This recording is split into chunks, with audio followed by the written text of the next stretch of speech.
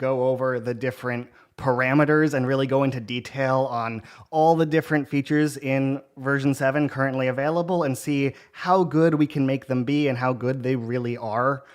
Before I get into sort of detailed testing, I kind of want to catch you up on the testing that I've done. And so I'm just going to kind of scroll through some of the things that I've done since kind of the last live stream I did. And the idea here is we're going to work on kind of solidifying how these features work, and I kind of want to create content that I'm going to bring into a video so that it's really easy and clear to understand how things like stylize and weirdness and chaos are going to affect your images in kind of the latest, as well as things like image references and mood boards, and really try to figure out what's happening. And to do that, I'm gonna have to do quite a bit of testing. What I'm finding, and as you can sort of see here on version 7, it's really understanding some of the things that I didn't expect it to be able to on the current mode that we're in. So here we've kind of got consistent characters showing up in different styles, not just on version 6.1, but on version 7 as well. And so we're using image references to kind of create very, very consistent characters. So just to kind of back up a little bit. I was working on the mood board. I actually spent a live stream starting on, and that was kind of the magical realism mood board. And it really seemed like with enough high quality images, Midjourney was getting quite good at following kind of the detailed style that I had been developing by sort of adding images to this mood board when Stylize was high enough. When it wasn't high enough, I think I was getting kind of messy interpretations of my images, if that makes sense. We kind of had a style that was supposed to be this detailed hand-drawn style that you kind of wanted to get, but instead it would sort of mix a little bit of photography in it, or a little bit of simple, minimal cartoon, really simplified cartoons. And I really wanted a detailed hand-drawn style to come out of this mood board. And it was having a lot of trouble just sort of describing it with a prompt and then creating it. I need to sort of bounce back and forth with maybe an image reference, a style reference, a detailed description of the prompt, using my magical realism mood board and using my global profile and kind of mixing them together to kind of get the style to really stick. And I think it's interesting to kind of see what Zachary's here in the chat. What kind of comes next, right? So if we can kind of figure out how to get the best use out of mood boards, we'd love to be able to take that into CREF and consistent characters and get really high quality results as soon as those things come out. And it seems to me right now, so far, based on the things that I've been testing, that Midjourney version 7 has a better worldview and a better tokenization system within images than we've ever had before. I know there's sort of people are generating things and they sometimes turn out worse, and you can kind of remember from the update is there's going to be some things it's better at and some things it's worse at. But I think I'm optimistic that version 7 is going to be really useful for larger creative projects, because it seems to really understand more about the image than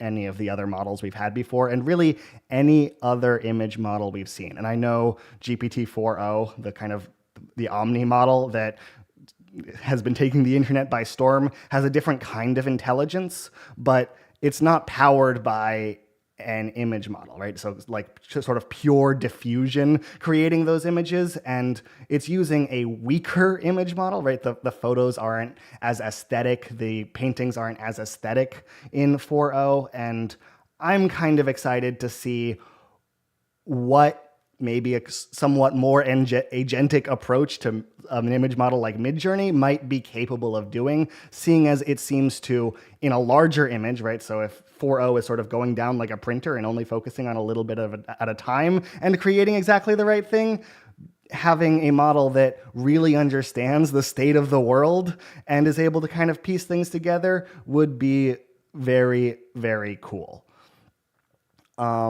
So here's what I'm kind of hoping to do today, right? Is I would like to understand exactly how well, that's sort of a hypothesis. What I just described to you is like a better worldview and a better tokenization system. And it comes from kind of a certain amount of, hey, I've noticed that actually one image reference with a high style weight can get a really close idea to, hey, this is a girl with this quality mask in this owl costume with sort of feathers in her costume and curly brown hair with a very simple prompt and a high stylization and a mood board.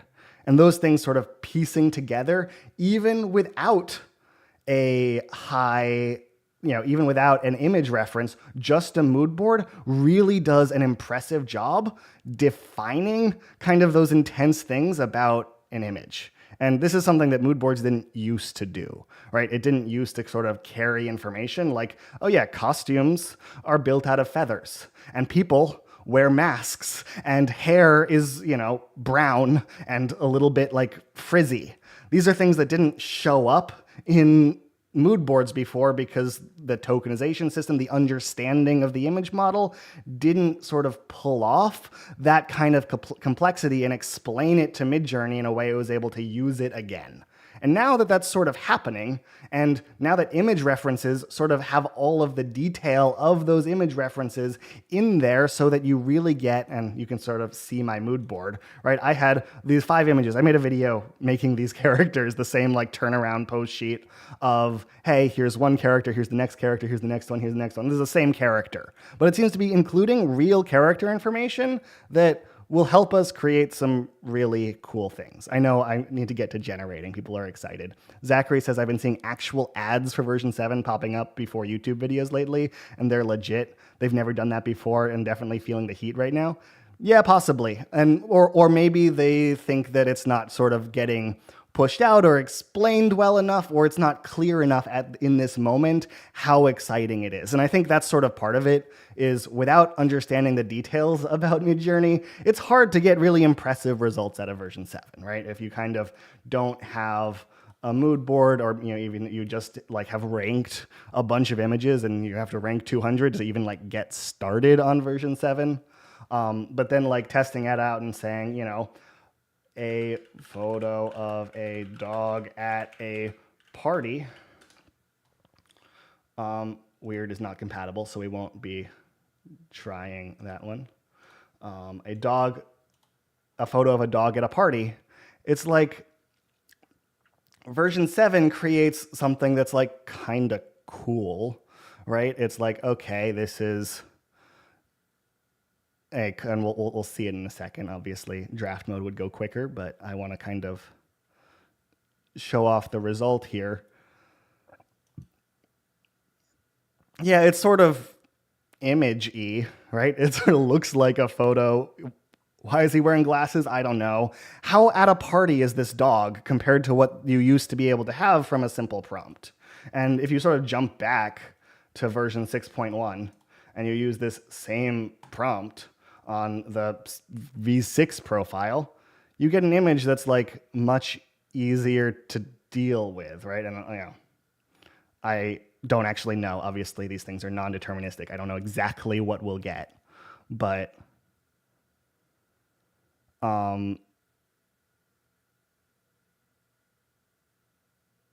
it's like these are just more fun, right? If you kind of look at the photographs and like, okay, the party is interpreted as, hey, this is an outdoor event where dogs are welcome. Maybe it's a wedding, maybe it's just like a family reunion, or maybe it's a vibe, but like, okay, this is a human party and the dog is at it and it like fits and makes sense and it's very photographic and it sort of has these needs because this isn't maybe tuned as far, but what I think the difference between these images and these images are that makes me feel optimistic about version 7 is that this sort of image doesn't really have a smart idea about what the world behind this dog is like, right? It's like, okay, so here's a table here, and there's a leg here and a leg sort of opposite but off a little. It's like this chairs should have 4 legs in the 4 corners, or the table should have 4 legs in the 4 corners of the table. Obviously, it's a circle table, but still, this table should stand up. And it doesn't really look like this table is going to stand up. And that was sort of the problem with version 6.1. But on version 7, okay, you have a table in the background, and in that table, there is someone standing on each side of the table in a somewhat reasonable way. And okay, on the table is candles and potentially drinks. And obviously it's blurred and you can't see it that well, but it actually feels like this could actually be happening. What is this stuff? Okay, these are string lights over the table. And you can sort of see it like bounds around the table. And it's like hard to tell that that's cool because this image isn't as eye-catching, this image isn't as exciting, but I think that's just it hasn't been tuned as far as version 6.1 was. And like the worldview of, okay, here is like a reasonable design for the interior of a restaurant, right? Okay, there's sort of a main arch here, and you can actually see it in the blurred background. And that main arch sort of gets, focused on, and the room sort of coalesces, right? There's maybe a little table over in this corner, and then there's a lot more tables on this side because there's a wall here. And you can sort of imagine the entire room based on this little amount of picture. And even though this isn't super cool, there's an amount of understanding here that we didn't have before. And so I think this is converting into image prompts in a way, right? Like before on version 6.1, an image prompt just kind of gets you a little closer. It sort of keeps the colors, maybe the like type of dog might be somewhat similar because it sort of tokenizes what it sees and interprets that to sort of create your next image, right? And so there might be some matchy going on, but it doesn't feel like the same room. It definitely doesn't feel like the same dog, and I don't think it's even the same species of dog. Whereas on version 7, what I'm seeing, especially if you bring up the image weight. So we'll sort of show it here where the image weight is low. And then we make it bigger where the image weight is as high as it goes, which is 3. Not only is this like dog gonna feel a lot closer right? Like already it's like, okay, this dog is sort of coming up to, okay, it's got the little beard going on and it's got brown eyes, and it's got sort of these details in the scruff, and okay, there's a beer glass on one side and a beer glass on the other, and actually, if you bring that image weight up, now there's 4 different dogs that look a lot closer to what we had before. And I think that's really compelling, that it understands a lot of detail from your image. Somebody said a little bit ago in the chat that there was no remix anymore. And I'm not sure we need remix when we have image prompts that are this compelling, right? Is like, do you really need to, like, how different is this from a remix subtle, right? Is like, oh yeah, okay, the beer glass is on the other side. That's pretty dang close. This dog is over here. This is over here. Is like, I don't need to literally use the image anymore because Midjourney version 7 seems to be able to understand this image really well. And, I'm excited by that, right? I don't know if you guys kind of agree that this is, obviously we don't have omni reference yet and we don't have character reference yet, but the fact that we understood this dog and this scene and this background really well from an image weight 3 prompt, and obviously a very simple description, is a really good sign. And not only do we understand sort of the simple idea, and I was showing this off at the beginning and I probably didn't explain it well, but I have like a really complicated character I'd spent a video making before. I don't know if you guys have seen this, but we have, the goal is to have our angel character, and obviously CREF doesn't have or we don't have CREF, so we don't have perfect like facial matching, but we have an angel character with a sort of, energy focused halo. What's my description? White crackling spiritual energy. And she needs to be wearing a necklace with a key on it. And she needs to have these purple wings. And we can sort of see, and also a feathery dress. And also these sort of like the wings should be made of feathers. And having even just a regular mood board, right? This is just my rating profile. And a couple image references sort of getting closer. We're able to get a lot of detail. Mind you, like the prompt doesn't get you nearly as close, right? If I sort of generate this without,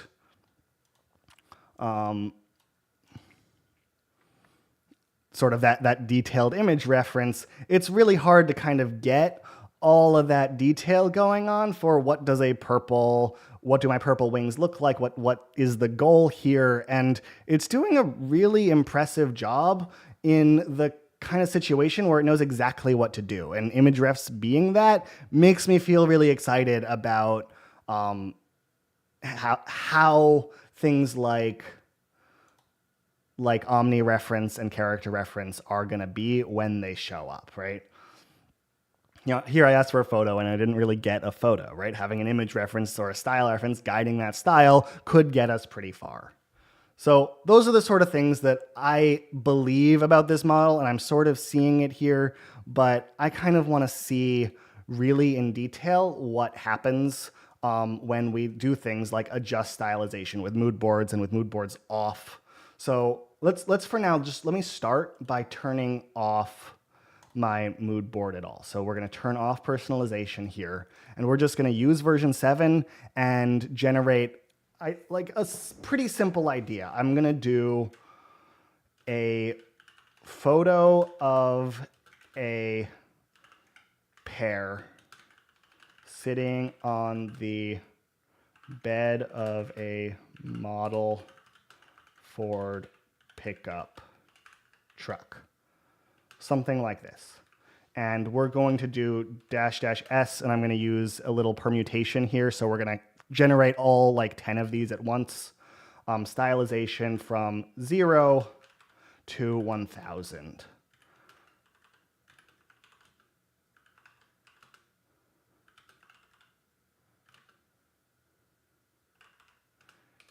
$800, 900, 1000. Let me just clean that up a little bit.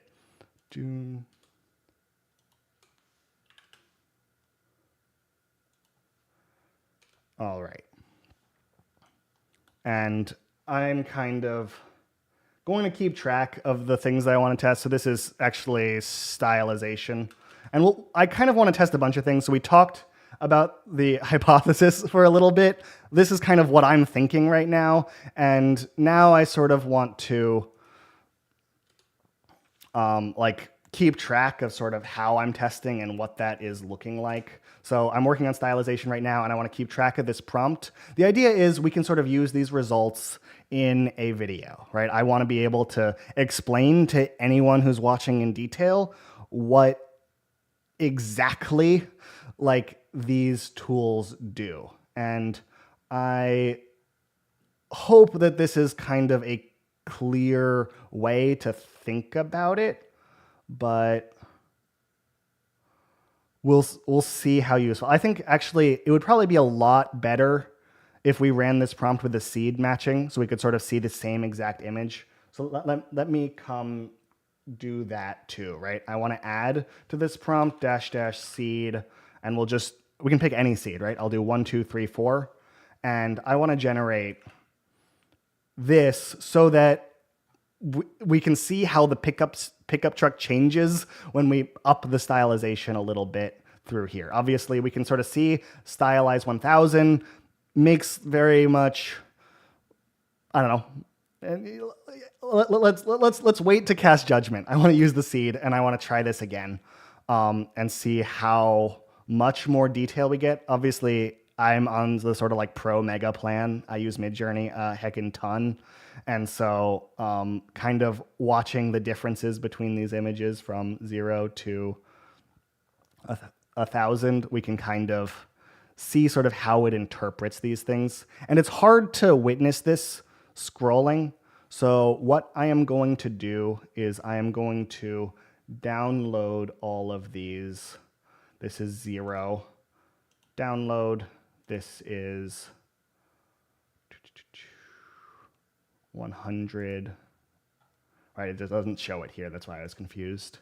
And I'm just going to go through and download 200, 300, 400. Sometimes things generate out of order when you use the permutation, so I'm being a little careful not to like lose track of the order here. 600, 700, 800. Cool. This one went smoothly. So now I think the best way to see it, and forgive me, I haven't like done this with you guys before, but just because it's kind of the way this goes, this is kind of like doing work. You're sort of getting a peek behind the curtain of what it's like to be me as a YouTuber, but we're going to kind of work our way up from in Stylize 1, 2, 3, 4, 5. This is Adobe Premiere, by the way, if anyone hasn't seen this before. This is literally just video editing. And what I'm trying to do is really visualize how these things change when we adjust the parameters here. And I did a little bit of prep work that you'll see so that it's easy to kind of tell what's happening as we scroll through. And I'll be able to use this. So the other thing I'm going to do, I'm going to copy these attributes and I am going to paste the motion and opacity onto all of these so that these all fit. All right, and so now we can come over here, and I just want to use my mouse, and we can kind of scroll through and see, hey, this is sort of what has happened as we adjusted these with the seeds matching, right? So we kind of can start at the O0, and things look very different from O0, Stylization 0 to Stylization 100, right? It's just like totally reinterpreted the idea, even though we set the seed. And then we kind of move up through here. It's interesting. This one, bottom right, and bottom left looked very similar in their interpretation, but you can sort of see we're getting increased kind of shadow and depth of field, right? So it sort of started where, hey, we get some kind of, and obviously the prompt, which I can bring in here, was a pair in the bed of a model pickup truck. So like we haven't really accomplished that. Actually, Stylization 0 listened to the prompt 3 out of 4 times. Right, it's at least there's a pair in the bed of a model pickup truck. And then the moment Stylization turned on, it's misinterpreting our prompt in some way, which is interesting, right? It's like, let's notice what version 7 is kind of doing wrong. And as we go up a little bit more, it's picking more creative places, maybe more aesthetic places to put the pair. And here this is the bed of a pickup truck like we asked, but here this is a seat, here this is over the like tire, and it's allowing itself to change our prompt. And now it's sort of locking in. So it's sort of taking that interpretation as we kind of go bigger and bigger, higher stylization.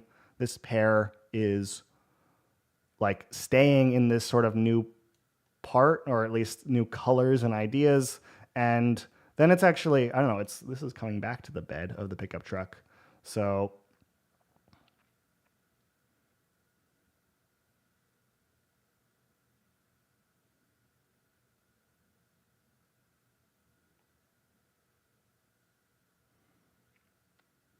that's really cool.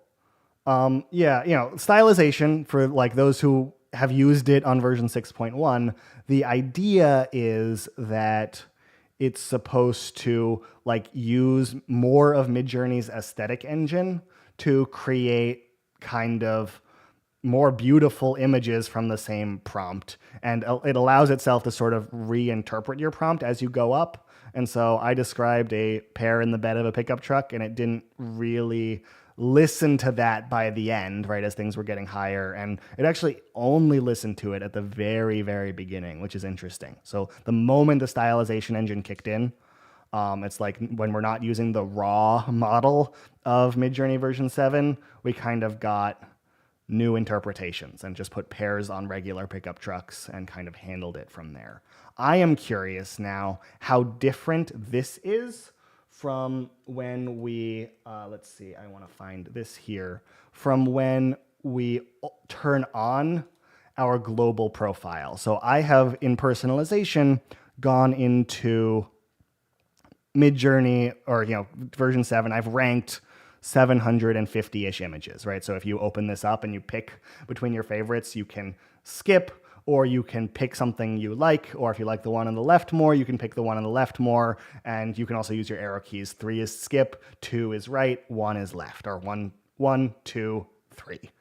And you can kind of like bounce between what's your favorite and rank as many as you want. And I've done this 750 something times to sort of establish the things that I like more out of different scenes, right? Like, do I like kind of surrealism and complexity and surprises, right? This is a very chaotic scene, or this is hey, this is a character that looks relatively realistic in a scene that feels pretty real, and you sort of like bounce around and pick, right? And so what I want to see is how different is this with a mood board on. So we're actually going to take, I think, the same prompt because I'm curious.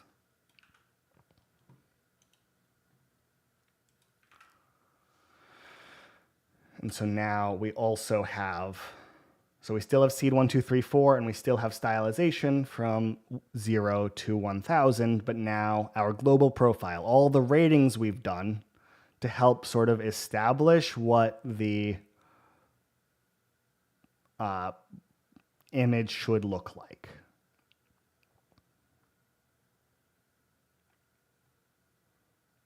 And so it actually makes sense that the one with 0 would be basically the same as what we had. And then it's sort of reinterpreted. And so now I get at least a few that are still in the bed of a pickup truck for a little while. Maybe this is like my rankings are a little bit more realistic. I'm more willing to go into the model.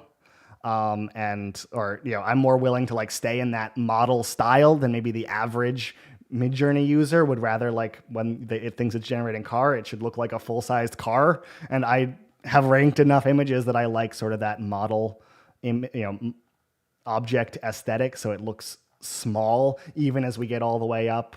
Maybe at 1000 things stop looking quite so small, but even here it's like, okay, yeah, that's a toy car. It's not a real car. Waleed Afid says, I've ranked 15,054 images on version 7. That's impressive. It hasn't been out that long. Yeah, I'm sure I've ranked a bunch on version 6. Let's see. Yeah, like 5 grand. So still nowhere near kind of what you've done on version 7, but that's an impressive feat. All right, so we're going to take these because I want to visualize all these next to each other. It's really hard for me to like see how things are changing. So this is with the profile on 0, and I'm going to kind of download each of these one at a time.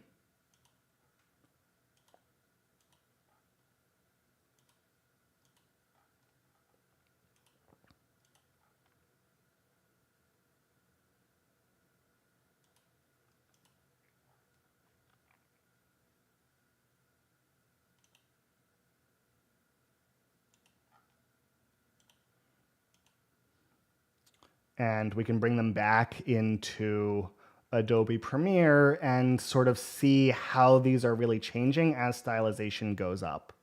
And just for now, I don't want to kind of get rid of what I have. So let's move these out of the way. We'll copy this. And we'll get rid of these images, and we'll sort of drag in, this is 1, 2, 3, 4, 5, 6, 7, 8, 9, 10. Drag in, hopefully this goes in order now. It seems to, and I need to copy the sort of style on these images to make sure they fit on the screen. But we can kind of see where we can now evaluate what's really happening in the background. And my mood board is keeping things a lot more static, just as like a first glance, right? Compared to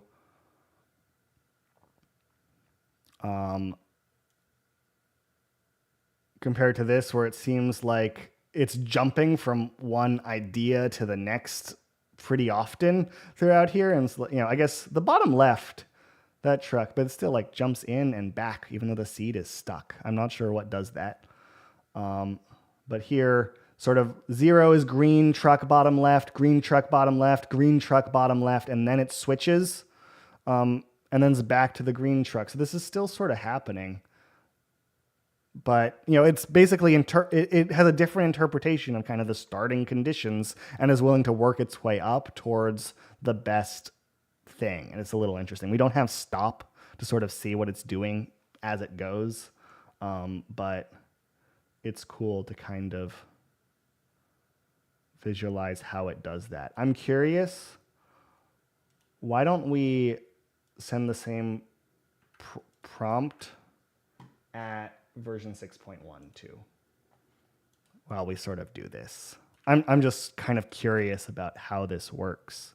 So I want to move from version 7 to version 6.1, and we'll keep all of these same rules and the same prompt and compare sort of what did it used to do, and make sure we can kind of understand how it's changing.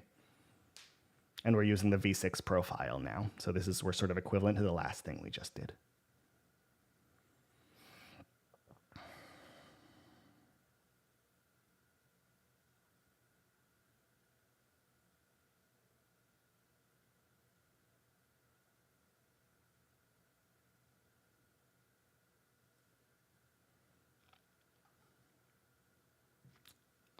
All right, let's download each of these and sort of see, because I am not entirely sure how I want to interpret what's kind of happened here.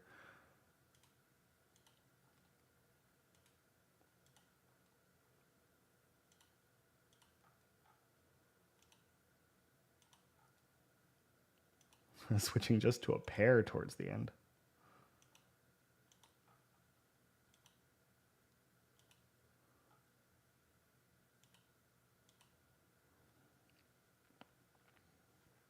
All right. So now I am taking these 10. I am bringing them into Premiere. I'm trying to make it so you guys can see everything the whole time. Well, so you sort of know what I'm doing, what's kind of going on. And yeah, this is kind of the behind the scenes. This is what I've been doing sort of to make videos. And it's sort of a test for me if this is interesting to you guys, whether it sort of makes sense to, rather than just sort of doing this on my own, do it as a live stream, let you guys kind of ask the questions, and analyze this with me, because I think it's an interesting flow. The word model makes it the toy. It's a strong word. It should be a strong word, right? I wanted it to be a model car, and that's what I asked for. And so I like that version 6 kind of kept that. It understood the intent of my prompt, and it's like, okay. And, in my opinion, if it's just a pair sitting in the bed of a full-size pickup truck, that's kind of ridiculous, right? And so, I think a pair sitting in the bed of a model pickup truck feels better and cooler. Honestly, I think this is one of the best images for what I asked out of anything, and this is stylized 0, which is interesting. Let's come back to Premiere, because we did this, right? So this stuff all needs the style.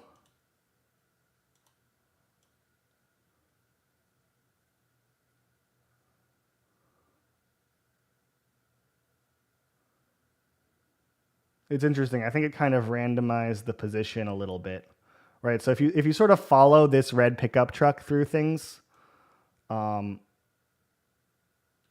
think it becomes the top left one, right? It's like, hey, okay, this is sort of the red pickup truck. This is sort of, that one might have actually gone here, right? This one, top right, turns into bottom left,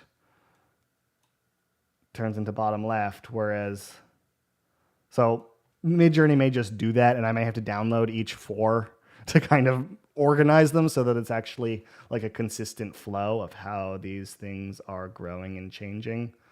But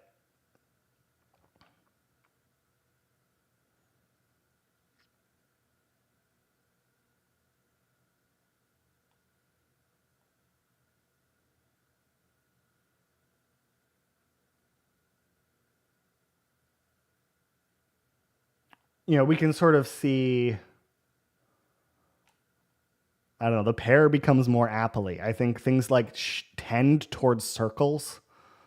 Whereas I think on version 7, we tended towards really just more realistic scenes, right? It's like, oh, this is maybe more huge pickup truck, more things. It's letting itself misinterpret the prompt to create kind of cooler images that feel more coherent, right?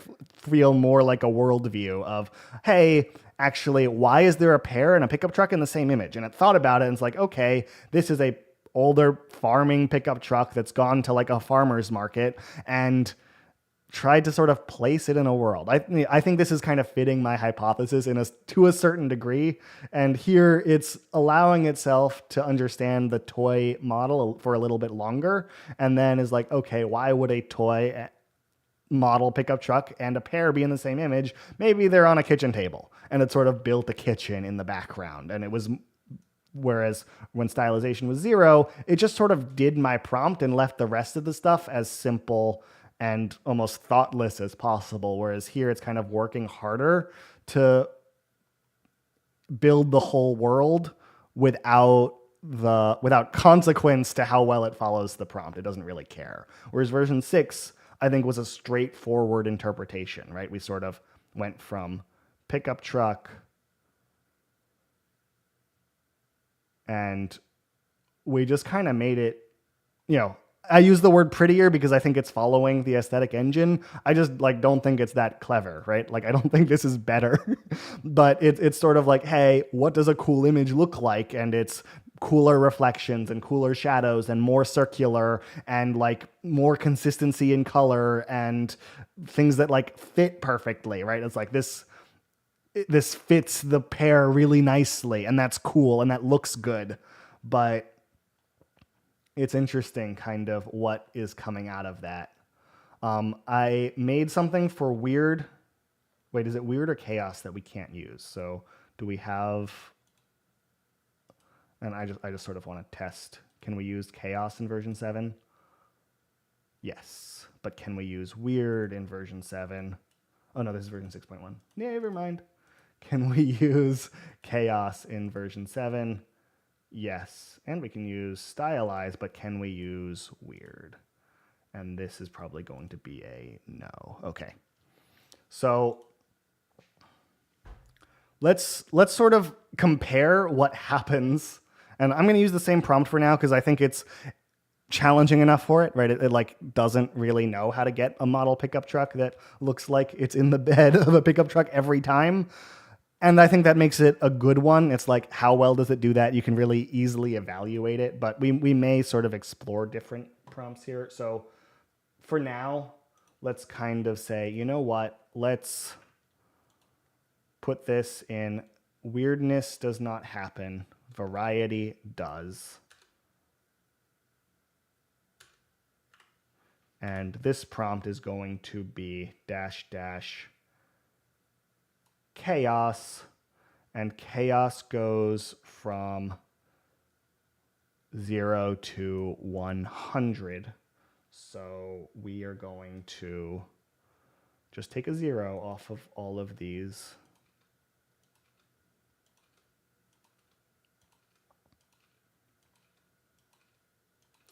And we should be ready to run this prompt. So if I paste this here, right, we have a permutation. So it's saying, is it -- or is it just, does -- work? Let's test that before I run all of these.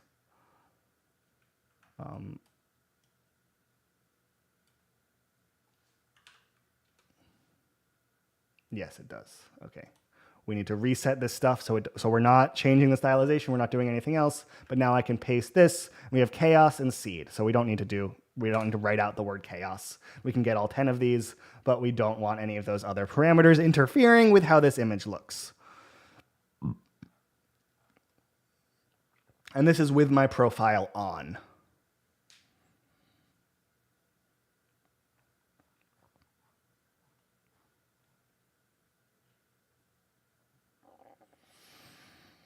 And so it makes sense that our 0 is going to look pretty similar to our original 0, right? Where hey, these four images we recognize, and then they're going to start diverging and look a little bit different and potentially more interesting. So traditionally, what I expect from chaos is to allow the image to reinterpret the words in my prompt in some way. So, and kind of have on the bed, right? Beds have sheets. So the bed of my pickup truck is like, feels more. Sorry, which one am I on? I did three of them, 0, 1, 2. And so now I am on 30. Cool. Sorry. I get distracted if I'm like talking to you and doing this. And then suddenly we sort of switch to kind of a whole black and white situation. Interesting.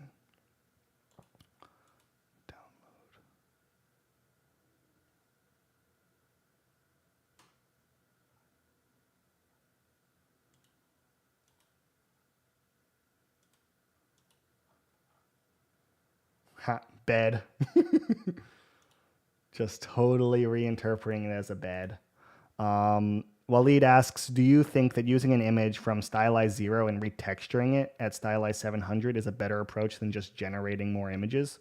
It could be. I think that could be a great way to get more coherence and also a prettier image, right? I think retextured locks in your depth map and lets you keep sort of the style and imagination of your idea, but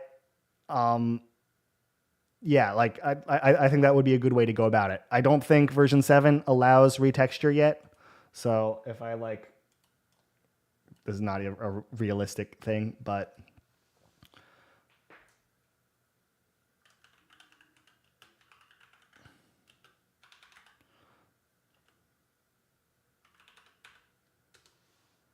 retexture is not available for version 7 yet. So we need to wait a little while before we can kind of do that.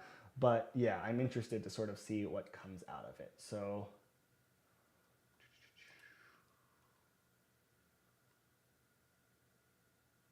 1, 2, 3, 4, 5, 6, 7, 8, 9, 10.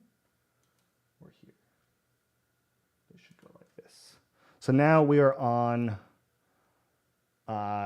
chaos. So if I go over to Premiere, and weird is not compatible, so we cannot learn anything about that, but chaos, and just to like help my sanity, let's make this a different color. And now we're going to drag in these images. Oh, that's backwards. Okay. So I need the last one first each time.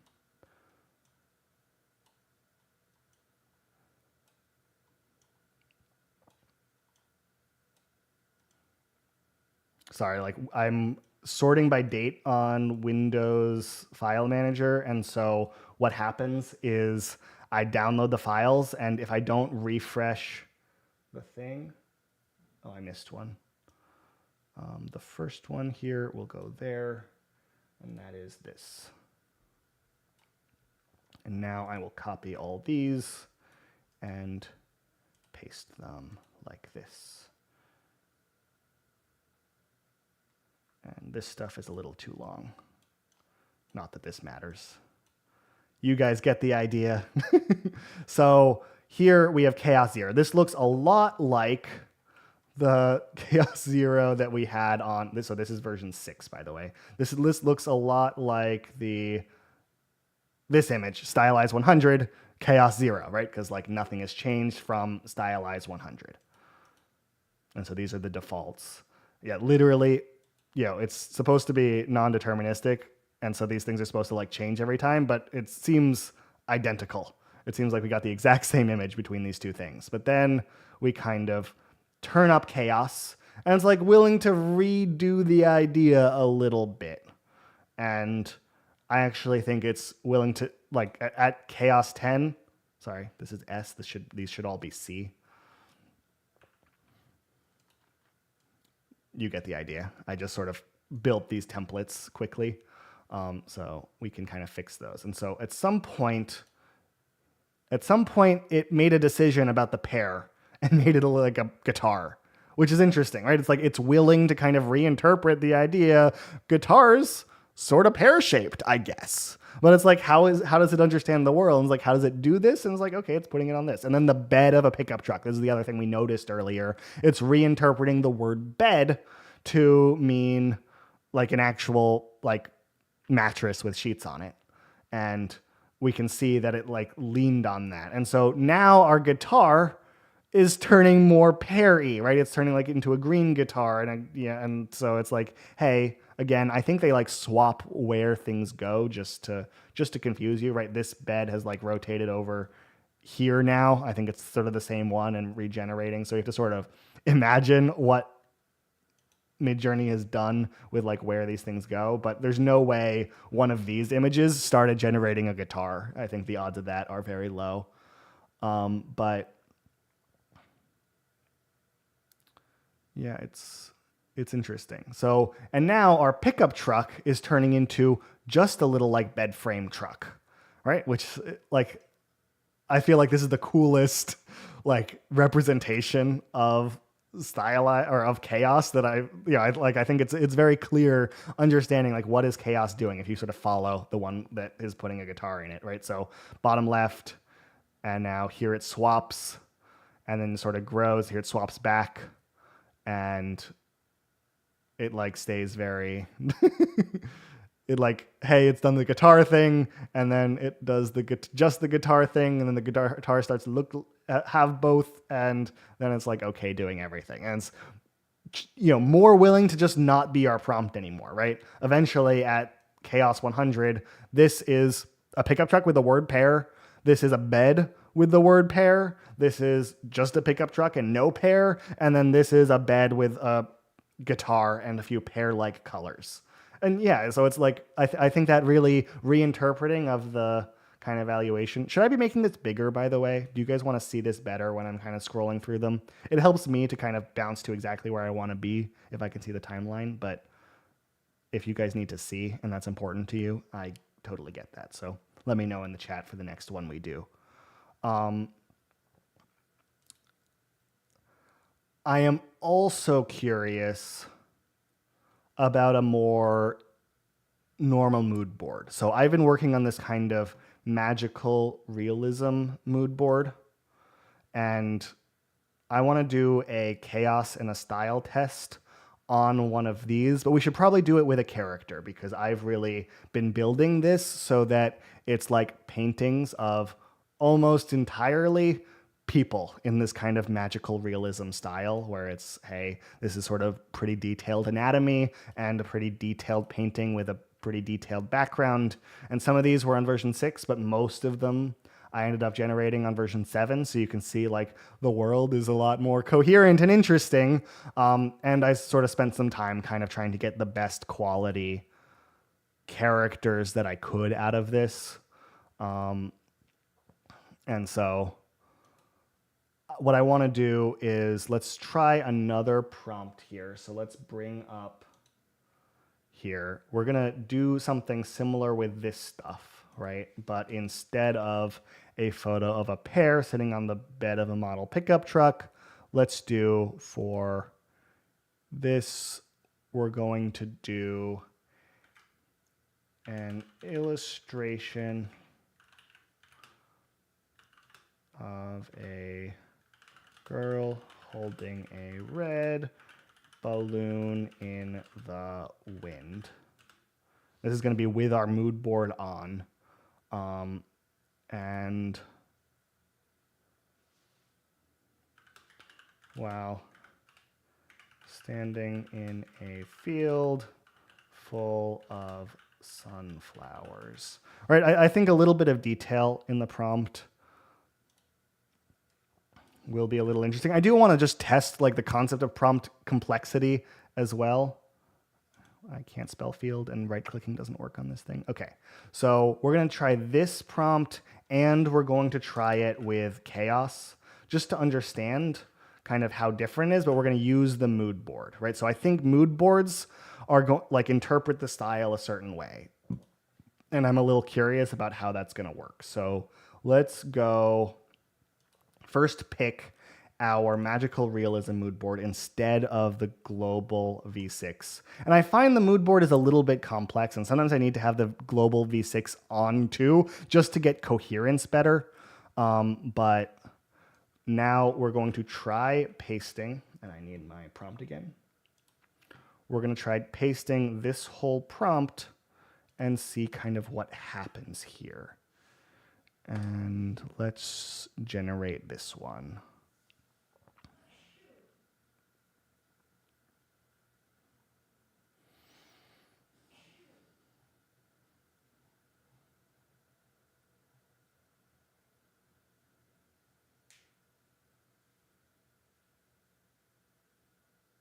So obviously no stylization is just going to do an illustration that doesn't match my mood board. And then as stylization goes up, and I'm just going to kind of look at these, I would expect for, just being on will mean I'm using your mood board to define what an illustration means. And it's sort of all of those sort of carefully painted things. And so my question is, what happens when the stylization gets even higher, right? This is stylization 200, right? And, I've tried to optimize my mood board for expressiveness, detail, and kind of coherence, right? I've tried to erase out anything that doesn't look good and try to get it back. And so as stylization goes up, and we'll bring this into Photoshop or Premiere in a second so we can really see them. But the images are sort of, it's like more willing to represent wind. This is a cool image that I'm not sure we would have gotten. And so that feels a little bit more like a storm here. I'm not sure what's going on up here, but the style might actually be falling apart a little, which is interesting. This doesn't really look as painted as the other images. The girl is not bad, but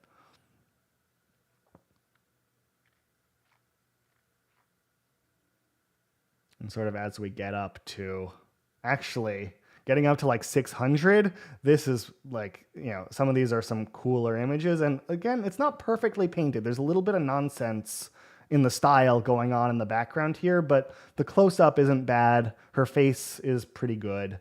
And yeah, it's interesting. Yeah, as I don't know, I feel like in some ways with this mood board, and I don't know if it's every mood board, but these are just getting better and better.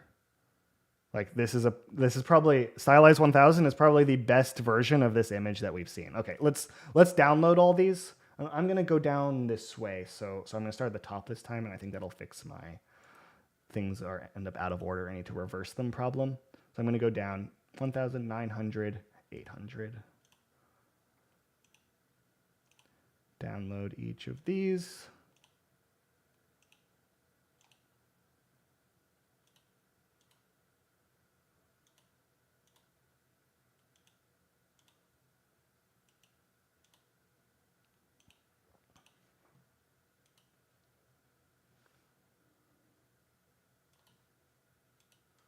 And now we're going to take these back into Premiere. So I need another stylize. And we're not really using weirdness. And just because while we're here, okay, so I'm going to take a stylize. I'm going to put it here. And I am going to delete the images out. And I'm going to drag these images in and fix their size. All right. I want to see these closely because I'm really interested in how well characters turn out in general. So I really kind of want to see sort of what happens here. So let's sort of start at 0. Obviously this was sort of what we saw of the illustration is not my mood board at all, so 0 doesn't kind of do anything. And then turning the mood board on, kind of, now it's using my mood board style to some degree, but there's and it's able to like interpret it as a standalone style that works for the image that we have. I think as it gets higher, it almost works too hard and then fails. Like, these are sort of flopping a little. This is just a little too blurred, even though we're like in the wind. And, I think from like 200 to 400, it's like not really handling it. But as you get to 700, 800, 1,000, we're really like, I think 1,000 is in some ways the best images in style. And it surprises me a little, but it's like, because I'm not sure this was so true on version 6.1.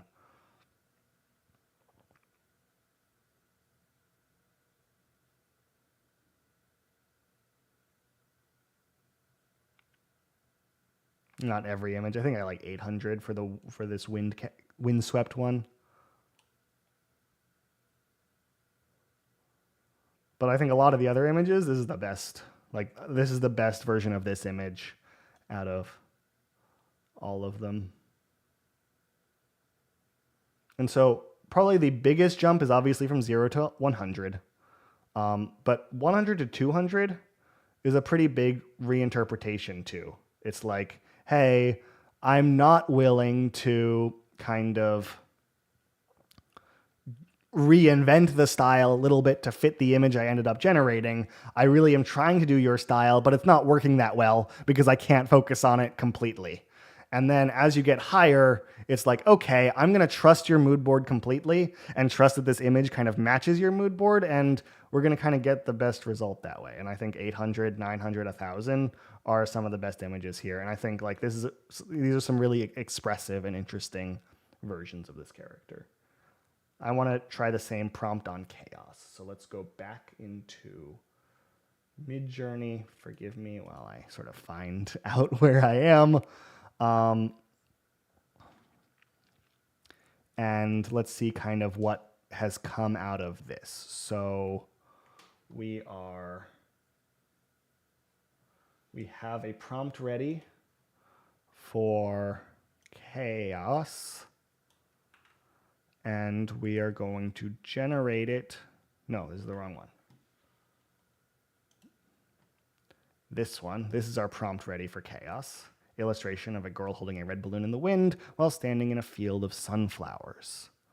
And so how does it reinterpret this prompt when, so if we understand correctly, and again, like having a mood board is probably different than a general idea of aesthetics. So, we're kind of leaning towards a kind of specific thing, but we can generate this.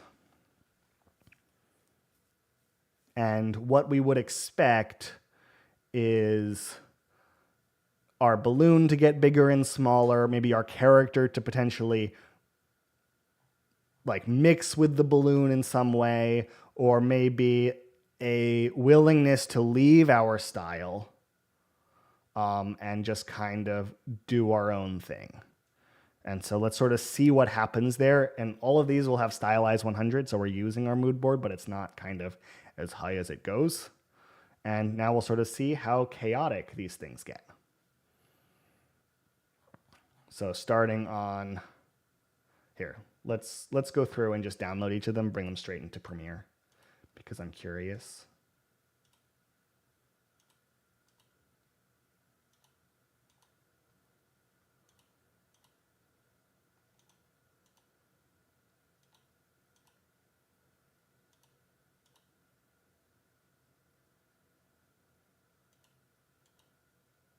At a glance, it's hard to tell quite how much these are changing. It seems like not too much, but this is obviously going to be the same chaos 0, but I think it's important to kind of grab it again.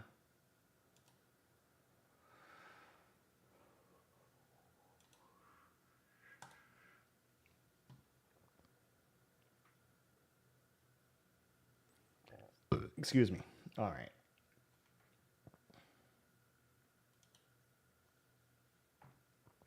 So now if we come out of this, and let's here, before we actually –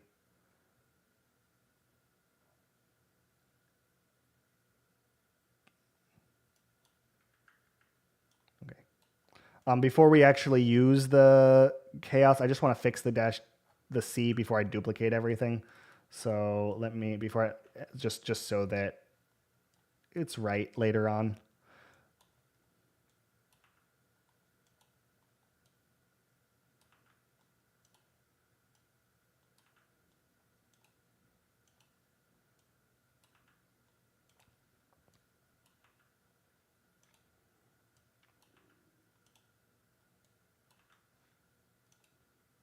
Okay. And now we can we can duplicate this first, copy. So we already sort of worked out the first version of this, and then we'll bring it here. And now we'll get rid of the images out of this, and we will drag our 10 images back. Somehow I picked 11, which means I don't need that one, right? Oh, we've been doing 11, right? That explains it. Cool. All right. And we'll lock these in. So here we're visualizing how chaos is changing the balloon illustration prompt with a mood board on and seeing the result. Okay. It's obviously different, but these are very subtle changes. I don't actually see much reinterpreting going on, which might be something to say about the strength of a mood board and a somewhat detailed prompt. Is even with Stylize 100, it's like, you know what? Let's just keep Our Lady and have her look the same.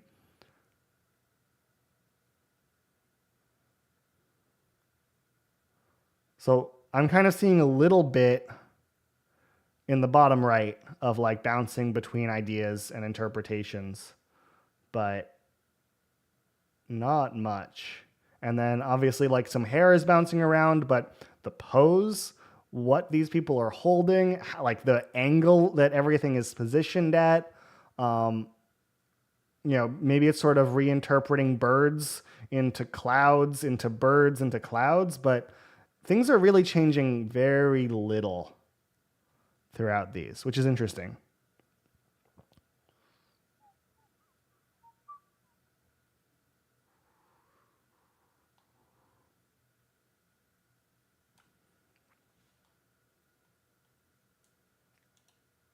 And just a reminder for people, sort of one of the reasons things aren't changing much, and so we're trying to limit how much things are changing, is by we've locked in a seed in these prompts that we've been doing, but it surprises me that chaos is not that influential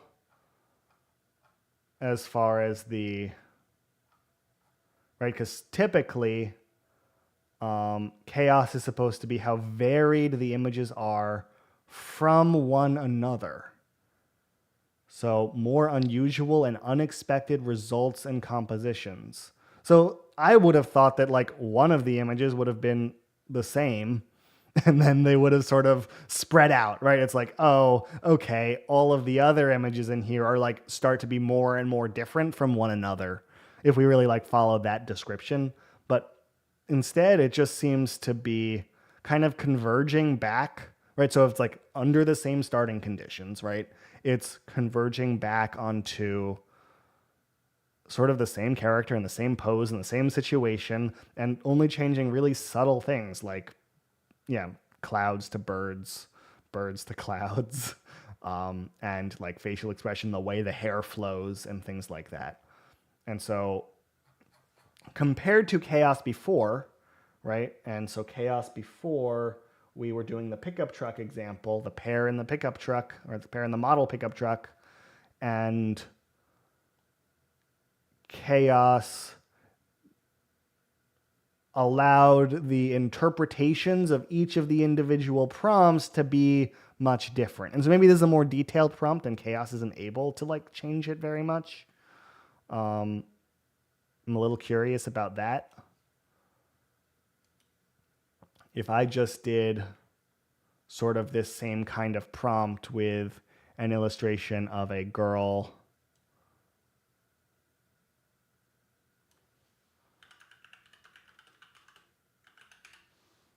jumping for joy in a field of sunflowers, right? And so let's sort of keep track of these things because I'm going to end up putting these into the final result. So this is a chaos test, and we are going to add all of these things to ensure the chaos test is fair compared to one another. So chaos 0 to 100 and lock in the seed.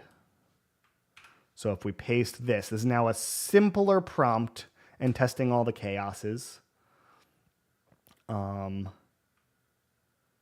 Here, I'm a little curious, so I'm going to pause for a second. I just want to make sure I'm not bursting through all of my subscription credits too fast.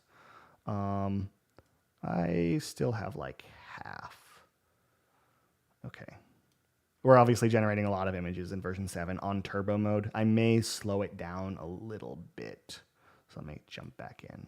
I just hid my screen because I don't know if that managed subscription page does too much. So sorry about that. These are now generated. And I may just let myself, I am on fast, so that's fine. Stay right here. Hello, they fixed the problem with mood boards and house profile in version 7. Just yesterday, Midjourney often generated atrocious images when I used my mood boards. I couldn't tell you if much has changed. I have found that I had some mood boards that had low quality and low coherence images, leading to them trying to create low coherence images. But once I sort of corrected the content within that mood board, I got much higher quality things, right? So it seemed like in some of my images, eyes were looking pretty wonky. In some of my images, like hands turned bad, and then it would lean on that as like a style preference and cause problems. And when I sort of spent some time refining my mood board and getting better results, I found that it was more reliably able to kind of, when I asked for even simple things, create non-atrocious images out of version 7. And so 90% of these did come out, right? So probably starting here, everything past this bride was created in version 7. Things before this were created in version 6.1. But I locked in a style this way, and while I was creating these ones, it took a lot of tries and fixes, and I wasn't always using the mood board for the entire time. Sometimes I used my V7 profile to sort of refine the image because my V7 profile was more capable of generating coherent things that didn't have sort of deformed hands, faces, mouths, eyes, things like that. But yeah, that is sort of what we're seeing, but here we're testing a mood board and it's working well. I don't know if it's related to kind of that refining that I did entirely, or they did actually fix something. It might be a little bit of both. So here we're going through a test where we had a simpler prompt that could be more reinterpreted by chaos. And we're seeing how chaos is affecting that. So we'll download each of these and we'll bring them into Premiere in a second, just so we can kind of visually see how these things are changing throughout the time. And so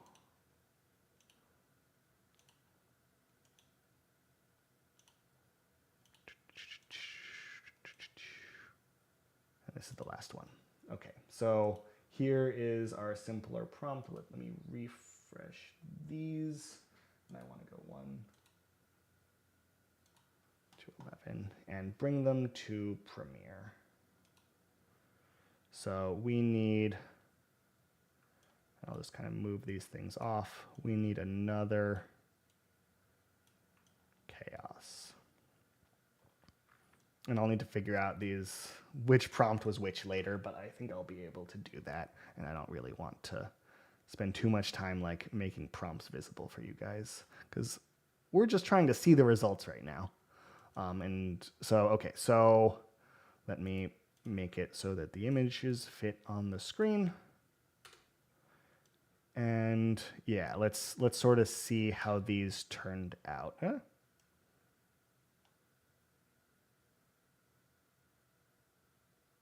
No, this is the one we were just on. Sorry, I lost my place. Okay, here.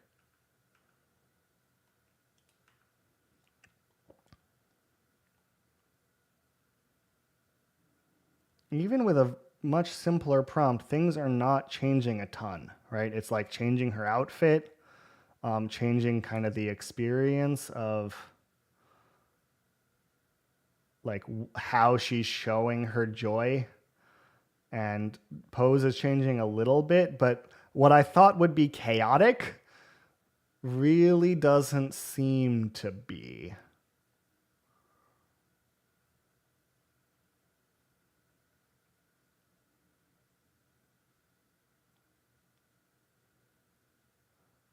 And just for fun, let's compare that to what we would expect on version 6.1.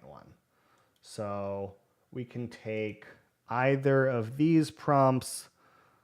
Let's use the first one. I think I like it a little bit more. And so version 6 is probably not going to be as coherent with what we had, but I think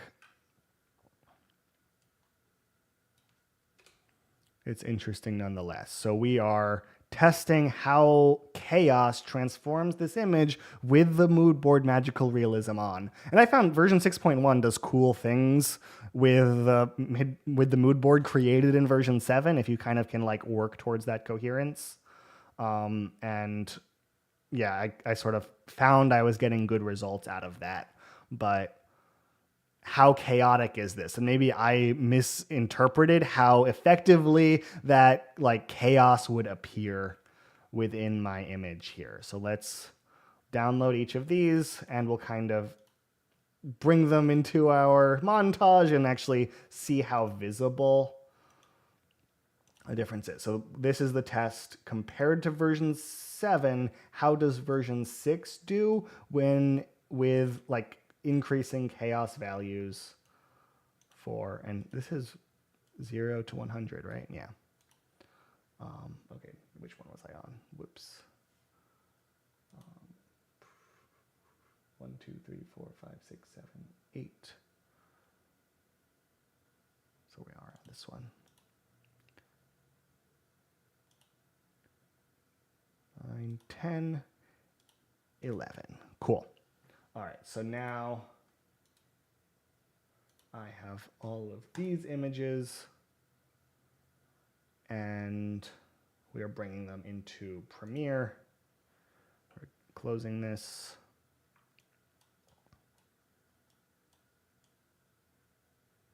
It's another chaos test. Bringing these here and pasting the size to fix it. Getting used to my workflow. All right, how does this look? So, yeah, maybe it's not that different after all. With a mood board, chaos is not that chaotic in how much it controls an image. Version 6.1 and for 7. Oh, let me make this a little bigger for you guys.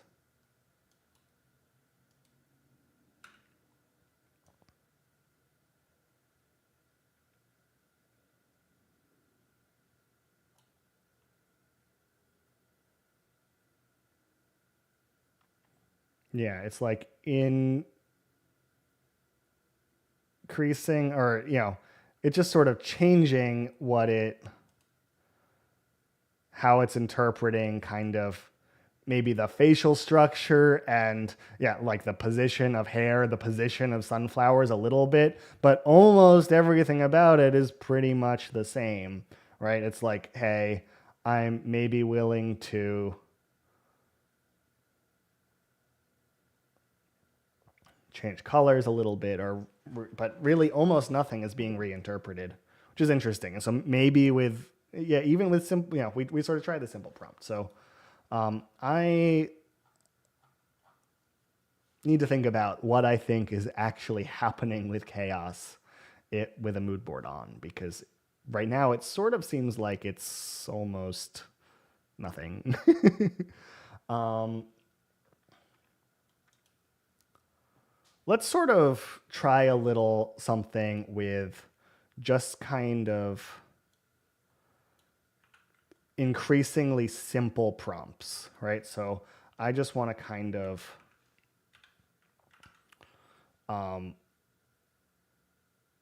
so sort of like decrease how complicated this is over time and see how well the images turned out. So we'll just take out full of sunflowers, right? So we're going to kind of, I'll put it first because I think I want to get increasingly complicated. And I need to take out the commas in these. Okay. And then we're going to stay while standing in a field, we're going to remove.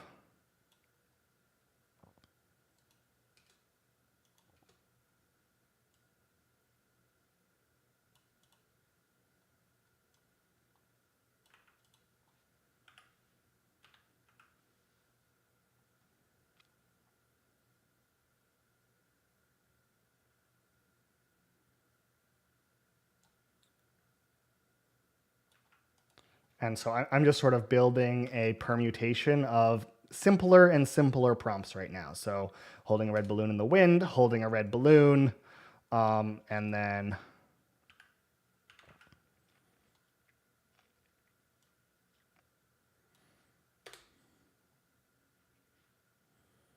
and we'll start with just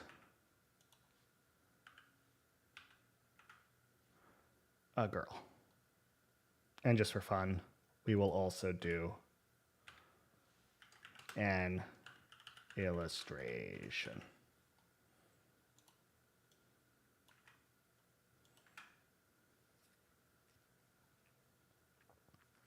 So we have now, with a mood board on and just sort of increasingly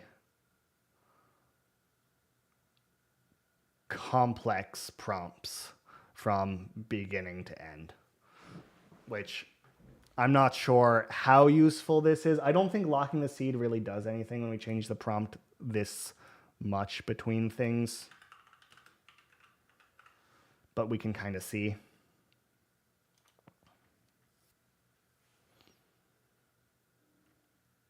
Oh, I meant to generate this on version 7.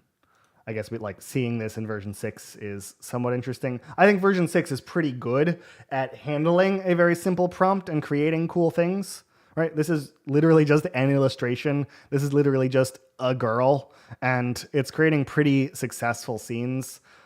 Illustration of a girl, obviously in the mood board, and then illustration of a girl holding a red balloon.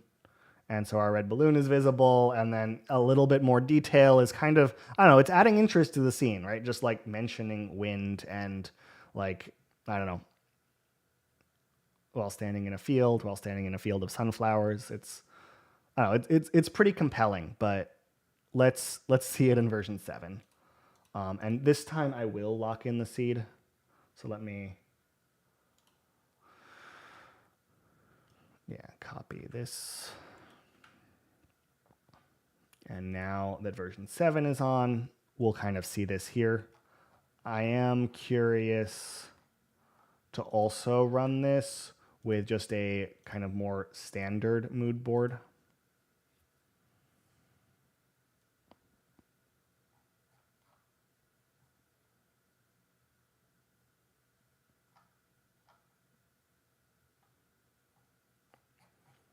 Just to see how different with a mood board and without a mood board is. And yeah. Okay. So first let's look in kind of, and I don't really have a template to put all the prompts set up for increasing complexity. We could kind of piece that together, but I'm not too worried about it. So just a vague illustration on version 7. I don't know, create some interesting scenes based on like, hey, what does my mood board lead to? and then obviously kind of letting it focus on a girl. I am losing the style of the mood board a little bit. I don't know if you guys noticed that, but it's like, hey, sometimes we like this painted style, and that's kind of what the mood board is about, but without any detail, like even the word illustration, it's not even kind of like using the key features from the mood board to create this image.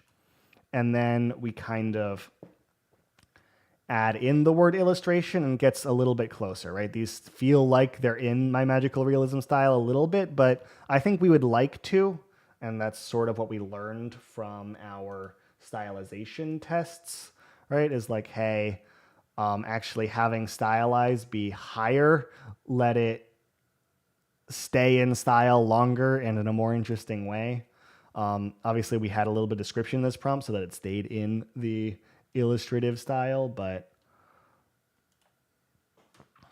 it's kind of interesting. And so without the mood board, we kind of, or so with the mood board, we sort of worked our whole way up to the illustration of a girl holding sunflowers in the seed. And that worked fairly well to,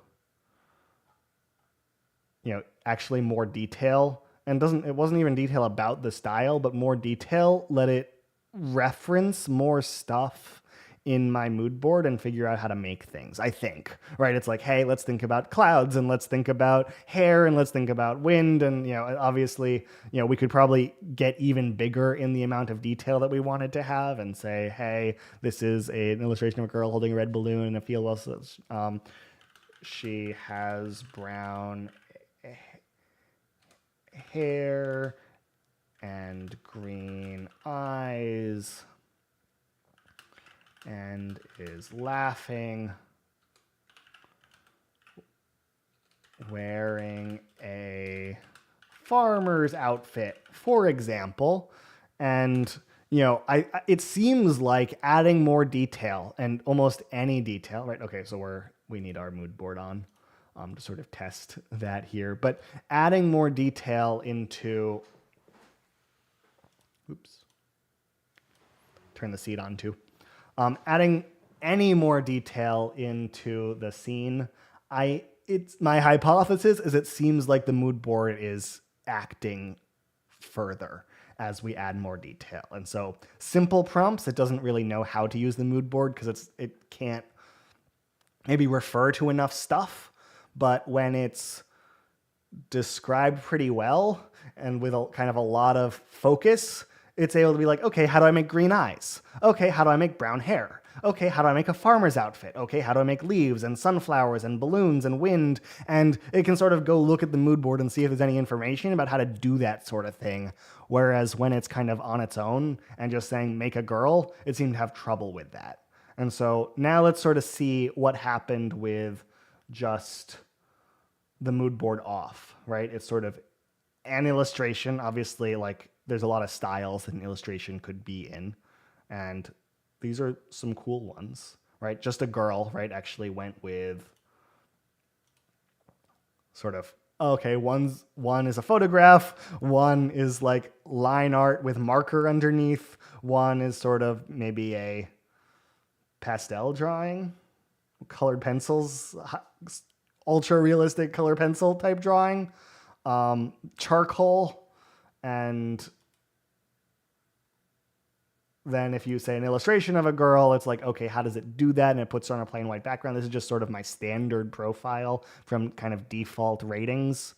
But like, these are pretty cool. They're obviously not in a scene like my mood board was even originally able to pull off, right? Like actually putting these characters into a scene when you have a simple prompt is not the default. And I like it for kind of what I'm doing here. But right, the fact that this girl is now in a place, even though the style might not be perfect, right? It like is illustrating the entire scene and not just, kind of, yeah, this sort of piece here. It's interesting. And yeah, so as it kind of goes more and more, it's able to do the balloon more coherently with the global profile.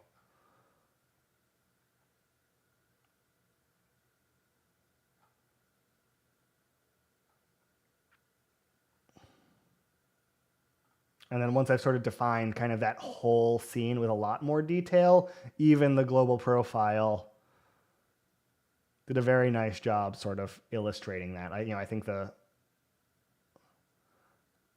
I think if we don't like sort of how far away girls, the character is and how much of a focus they are, describing them in more detail. She has brown hair and green eyes and is laughing, wearing a farmer's outfit, clarifies what she looks like, and Midjourney decides to draw her better and with more detail, and she ends up closer to the camera, or have a larger prominence in the scene simply because there's details about her in the prompt rather than just something vague.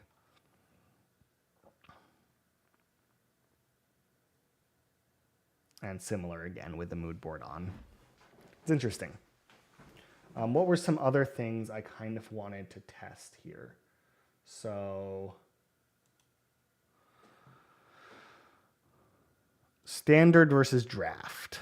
Right, so we can kind of do these things with the draft mode on. I think draft mode is just essentially quality, right? So if we kind of dash seed, 1, 2, 3, 4, and then dash draft, and then nothing, we can kind of see a few of these. And maybe for the video, it's actually more useful to have something in a aspect ratio. You can see them side by side in the same image. So let's do it this way. And then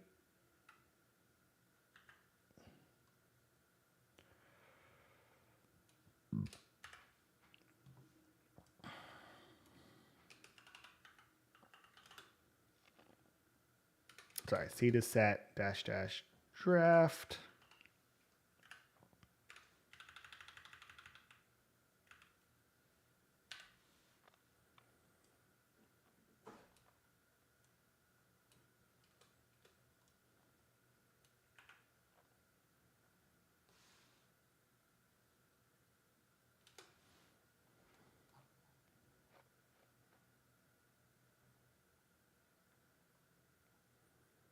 And we'll do it with a few of our other prompts just to kind of compare. So I don't really need to do all the simplistic ones, but let's do the pickup truck.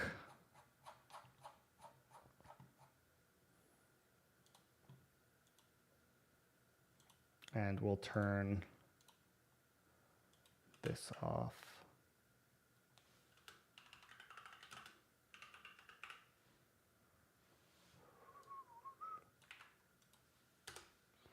We will do, I guess that's most of the prompts we've really worked with at this point.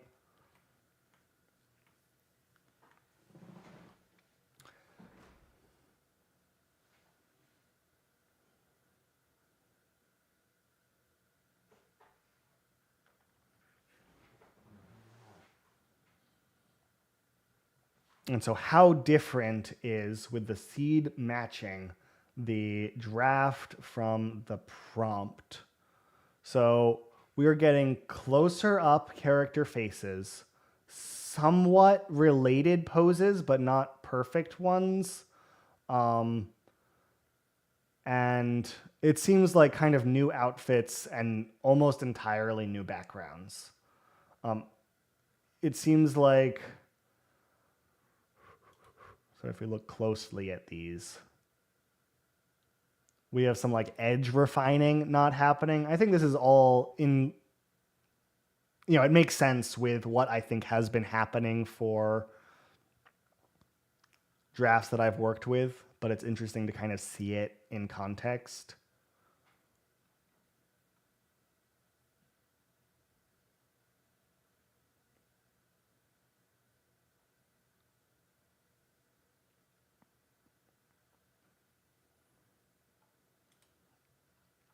So going in the full mode, it really feels like it's a more refined version of the same idea as far as like looking at, hey, this hair isn't connected, this isn't here. This is sort of a sloppy, like, let's slap the ideas onto the scene in some way or another, and then, okay, let's actually render the full image when draft is off.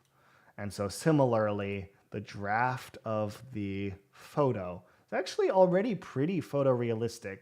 How similar are they, right? So we've kind of gone, and I think it's moved. And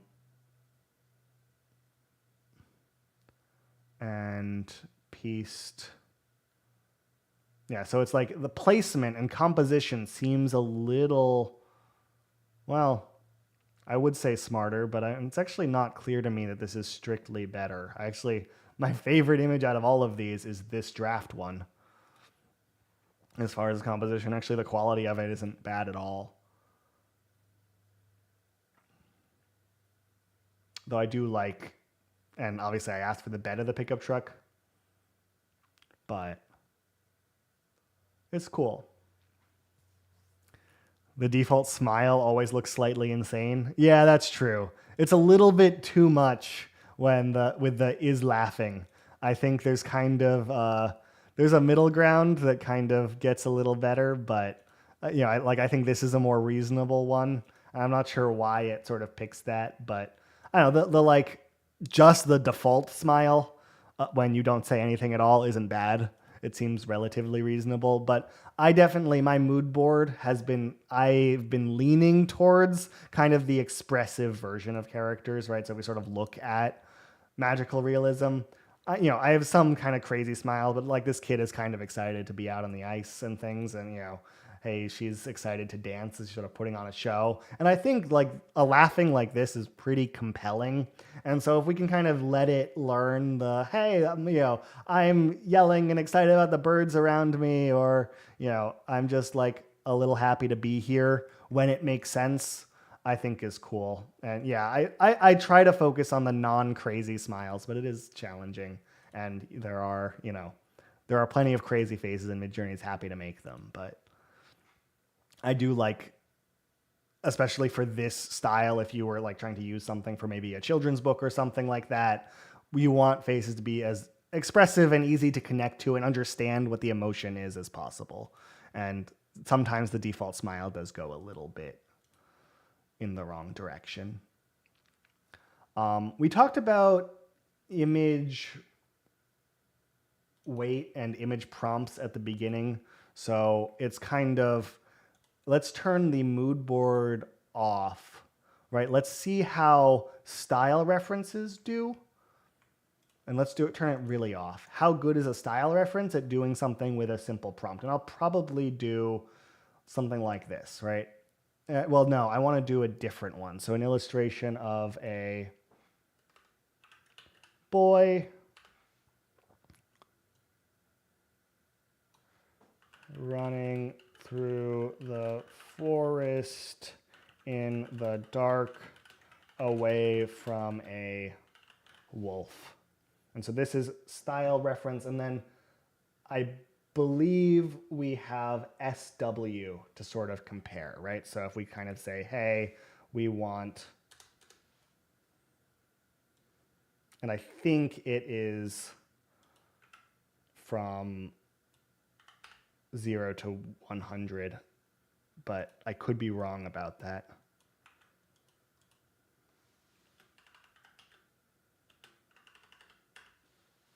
It's definitely not this high, and then the error will tell me 1 in 1,000. Okay, so let me hop back into my little keep trackerator.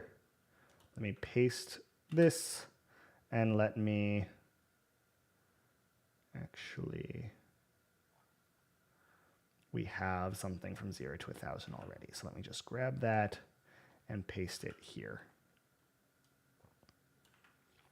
And so now what I want to see is how effective this illustration stays in style of this image with a mood board off. So how well does style weight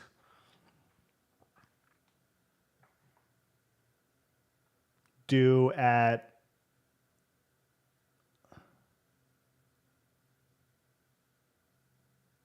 controlling the style of this illustration, right? And so on version 7.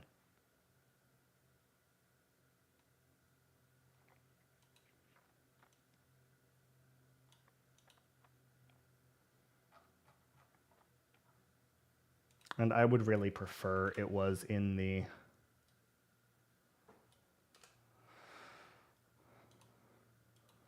16:9 aspect ratio, and I forgot to set the seed. 1, 2, 3, 4. So let's do this again.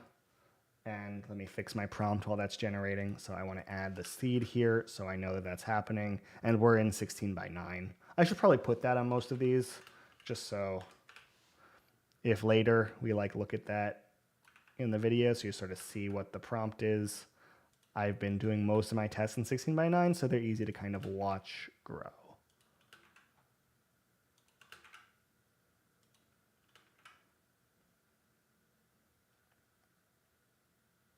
Cool. And this one we added one more generation. Sorry, I'm organizing just a little bit so that it's kind of clear to me what's happening.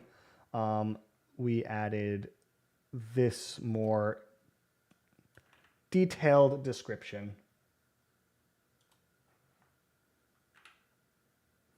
Cool. Christopher says, I try to go with happy or cheerful over something like laughing or smiling. I find that verbs are just more impactful of a word as far as how much weight the token has in Midjourney's perspective. And so if I sort of say smiling, jumping for joy, dancing, screaming, these are things that get Midjourney to really go into the pose, whereas it doesn't really know how to visually demonstrate a happy or sad person. Whereas crying, tears running down their face, Midjourney is able to handle more, and it knows how to interpret it in a way that it can actually do. So now let's kind of look at, okay, style weight 0, we sort of are not following the style at all. This is just an illustration based on this word. And then as we go higher, 100, 200, 300, 400. Obviously, it's not as good as a mood board is at kind of getting into the style. But if you're working on creating a mood board from the beginning, actually Stylize 1000 is probably a pretty good start, right? You may need to do some fixes on his face or his images, but you can sort of find 1 out of 4 of these that are pretty much in the style that I was after. And I think it's this one here. I would do some work to sort of clean up how the wolf looks and kind of what's going on, but I do think that it's not a bad replacement. Just to kind of compare though, I do want to how powerful image weight reference is compared to how powerful it used to be. I think that we have a really I think it makes a big, I think it's stronger than Remix used to be. And so the idea is that if you have this image and an eye weight of, and we can kind of go 0.5, 1, 1.5, 2, 2.5, 3, because this is all that these go through, and a seed.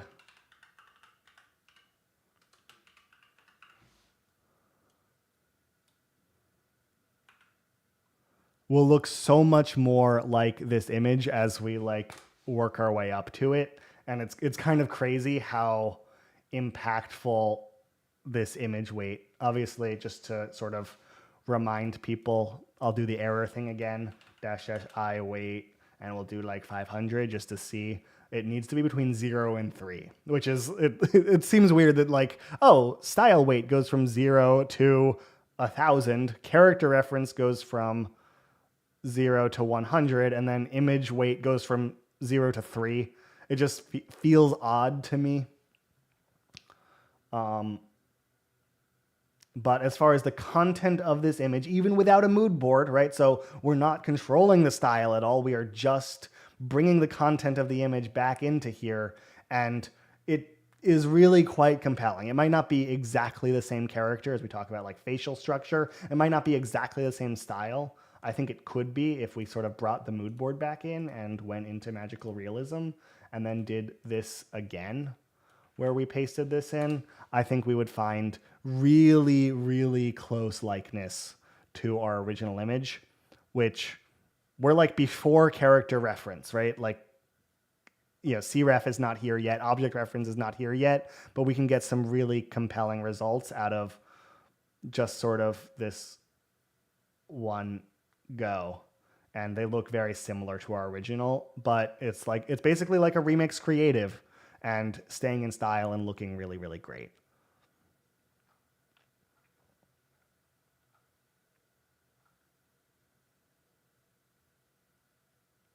Let's see. So I could put those, what I just did, into the mood board. I did the similar thing with image weight.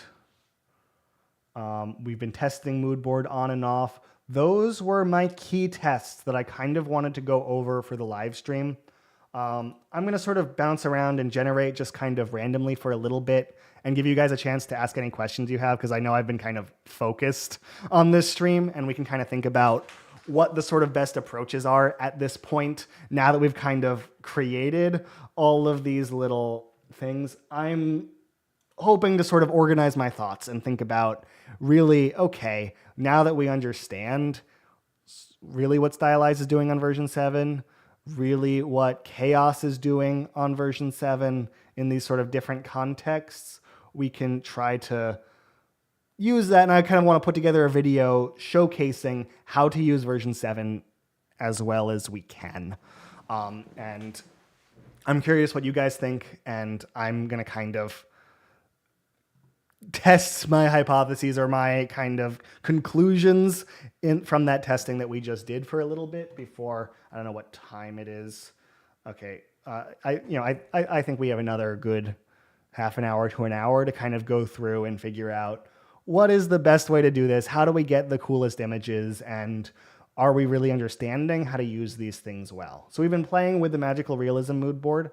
I wonder kind of, and let's do a little bit of consistent characters. Let's do a sort of Pixar style. So I've noticed, right, that mood boards include more information than they used to. And it's not just, hey, this is the style of image that you have, and this is kind of how your image will look. But it also includes kind of the way different animals look and the colors people wear and, even the eye color. And so I am finding, and I did sort of test with this a little bit, if I've done some work to kind of put the same character into a mood board, it's going to include character information to a certain degree. Obviously, my Elara character is not 100% perfect. We have sort of different outfits going from one to the next, but she is relatively similar. My sort of criteria to be good enough is that, hey, she has green eyes, her eyebrows are red, her hair is red, and she has one braid coming off. And in version 6, I'd often get 2 braids. I'd often kind of get confusing versions of this, and like the green would change color, the belt would look different, and we kind of piece things together that way. I'm curious now, right? So I sort of have a prompt written for her in a prefer option, -- Elara. Yeah, still human. Thanks, Cloudflare.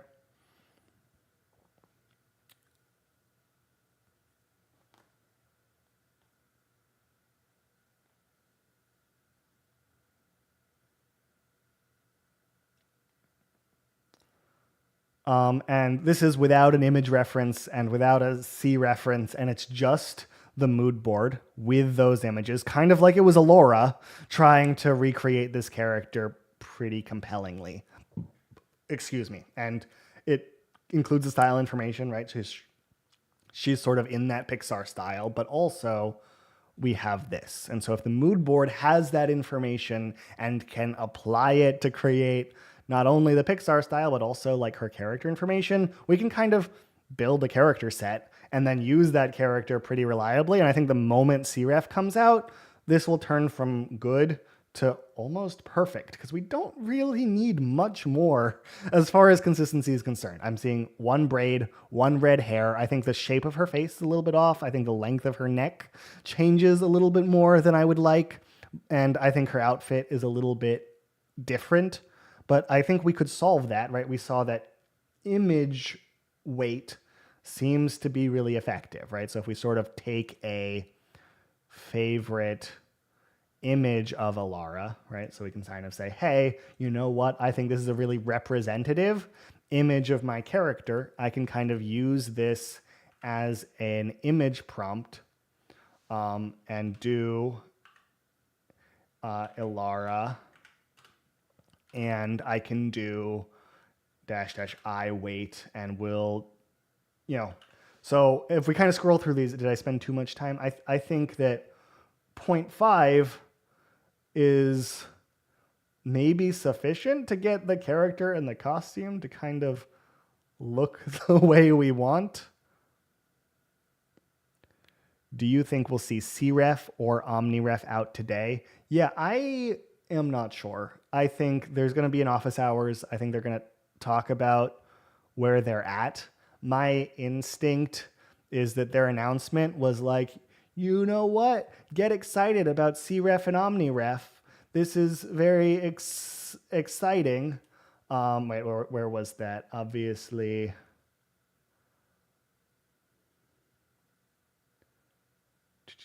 is an amazing model. Other features, roadmap, expect new features in the next 60 days. The biggest incoming feature will be the new version 7 character and object reference. When they say the biggest, it makes me think, like these two sentences make me think that it's going to come kind of last, right? It's like, hey, I am going to have a character, I'm going to be doing a lot of things like a upscaling, editing, and retexture will kind of work more. And then we'll sort of bring them back, and SREF will change a little bit, and we'll add weird in, and we'll add some of these other features, and these will come out over the next, sort of in the every week. And then the closing on that after about 60 days of like weekly, 2 weekly updates is going to be kind of the big thing that everyone's waiting for, right? The biggest incoming feature is what's going to take the longest, I think. Though also video is coming, and so maybe that's a bigger incoming feature than image, but we'll see. Yeah, I think something will probably come out today or tomorrow. I don't think it'll be as big as CREF and object reference, but I'd be excited to be proven wrong. So Christopher asks, how would you prompt to have a truck by a building or gas station and have it not perpendicular or stuck halfway into the building? Truck by a building or gas station. I've gotten lucky, but it really seems to struggle with it. I'm curious to try that out. Let me generate one more Ilara with image weight too, and sort of see how good this is, because I think it's pretty compelling. And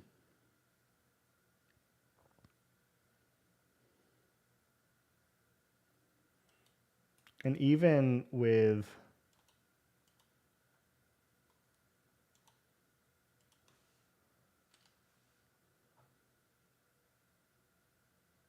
draft mode, I think it's pretty good. But like, this is a really, this is obviously a new scene, right? A cute scene with this.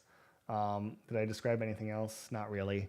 But it's like, hey, she's somewhere else. She's in her little T pose, and it looks so much like the character as she is pretty much supposed to. Obviously, I'd probably take out an image reference and edit to sort of change the scene a little bit more, right? So I'd be like, hey, you know what I really want is she is standing by a waterfall, something like this, and now I kind of take out the image prompt and then use my consistent character, or relatively consistent character that's been locked in, and kind of get a result out of that. This is draft mode without an image prompt. It seems like I can't put image prompts into draft mode, which is a little sad. But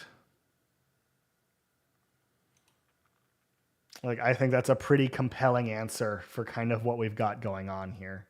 I should have probably left the mood board in, but I think that's all right.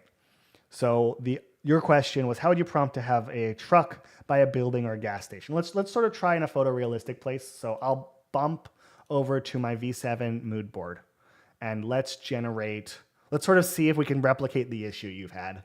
So this would be probably the simplest prompt, right? A truck parked next to a gas pump at a gas station.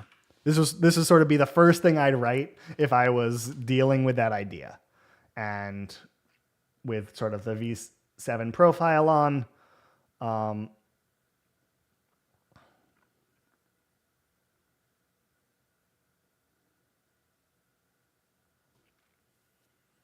maybe I'm not really replicating your problem. So we want to make it not perpendicular or stuck halfway into the building. It doesn't seem perpendicular or stuck. So it might be fine.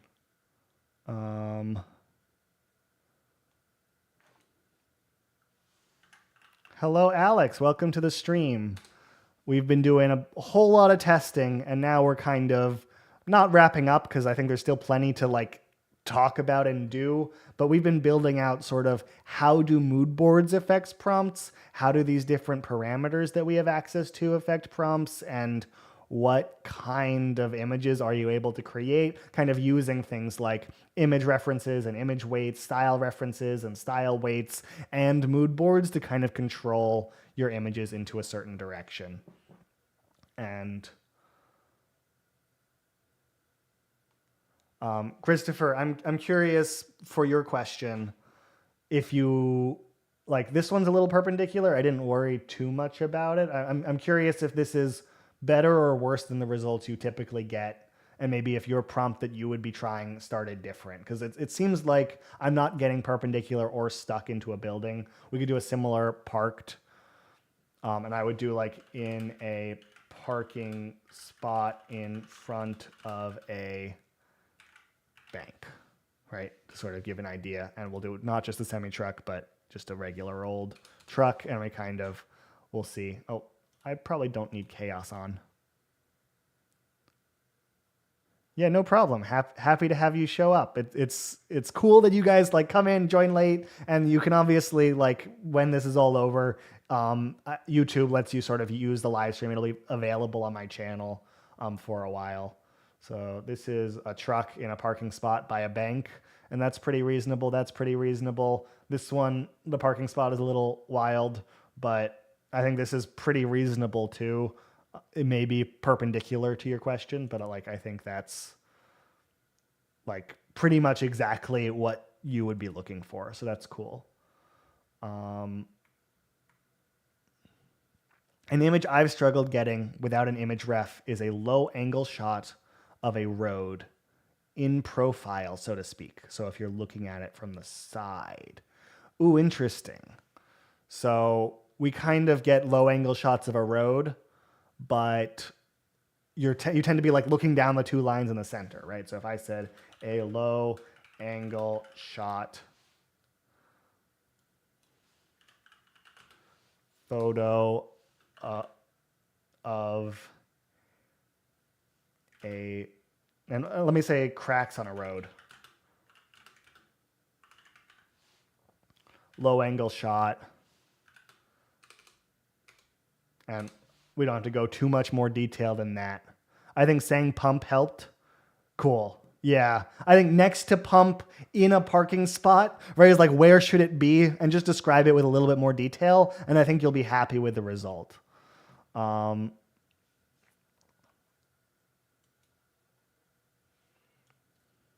Yeah, and so we sort of end up looking straight down the road. And so now if I say something like the side of a road, low angle shot, what do we end up getting? I need to whenever this happens, it seems to just be a little random. A refresh tends to solve it. So I'll take a photo of the side of a road,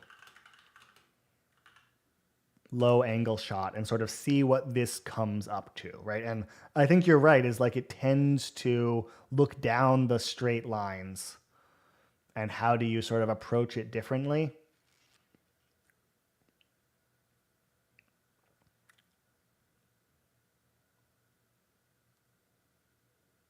Imagine you're in a field and looking at the road like it runs parallel. I think that does seem a lot more interesting. And so even here, we're on the side of a road, but we're not looking at it in profile like you were suggesting. And so I think I'm understanding what it is not able to do. What I think I would do is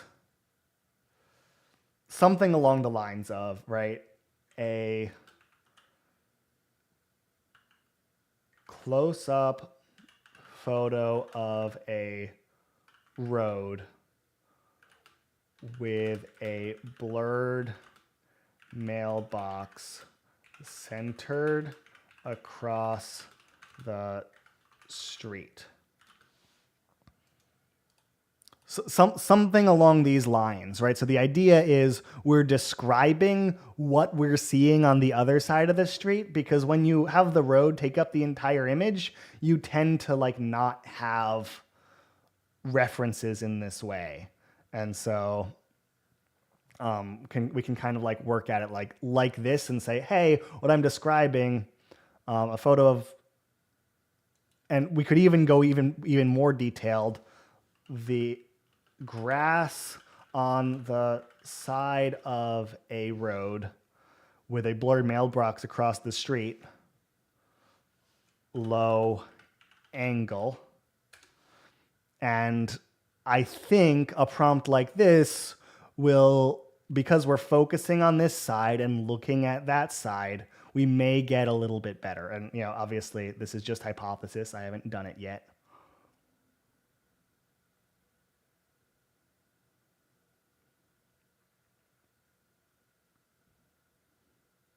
Okay, so we're not across the street. So let's say a low angle view across a street.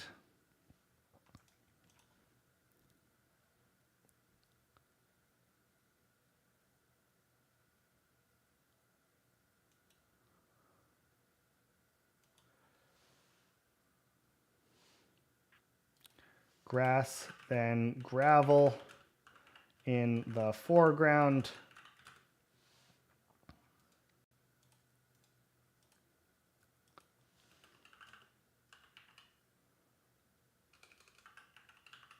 Entire road, mid-range, and in the distance, a mailbox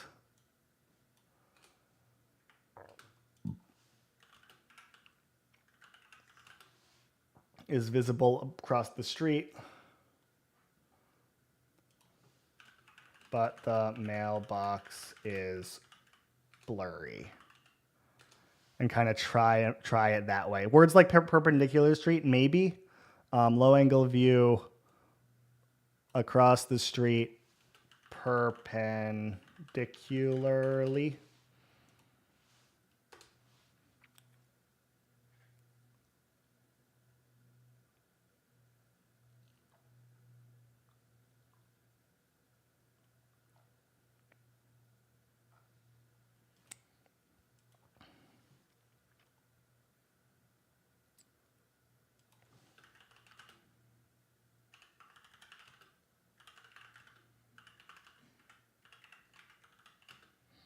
And so we're getting more interesting angles, but it's not necessarily accomplishing our goal, right? We're sort of still a little bit on the side, or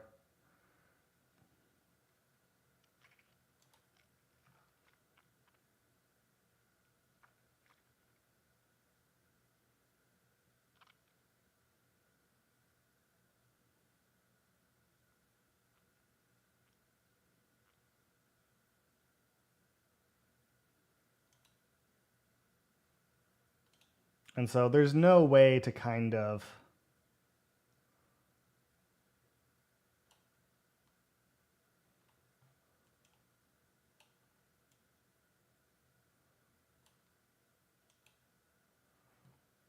right kind of work our way towards it from something like this. Maybe it's doable. Am I allowed to post a link here? I'm not sure if it lets me. There's a show from the end. I'm not sure, like YouTube literally lets you. I don't mind, so you can try. But YouTube might block it for people. I'm not sure we'll be able to see. There's a show from the end of the trailer for a remastered version of Fargo that I would wound up using as an image reference for the road shot. Got you. And so the image reference was able to kind of resolve the problem, but it was interesting. So I'm kind of working my way closer with a little bit of editing, right? I can kind of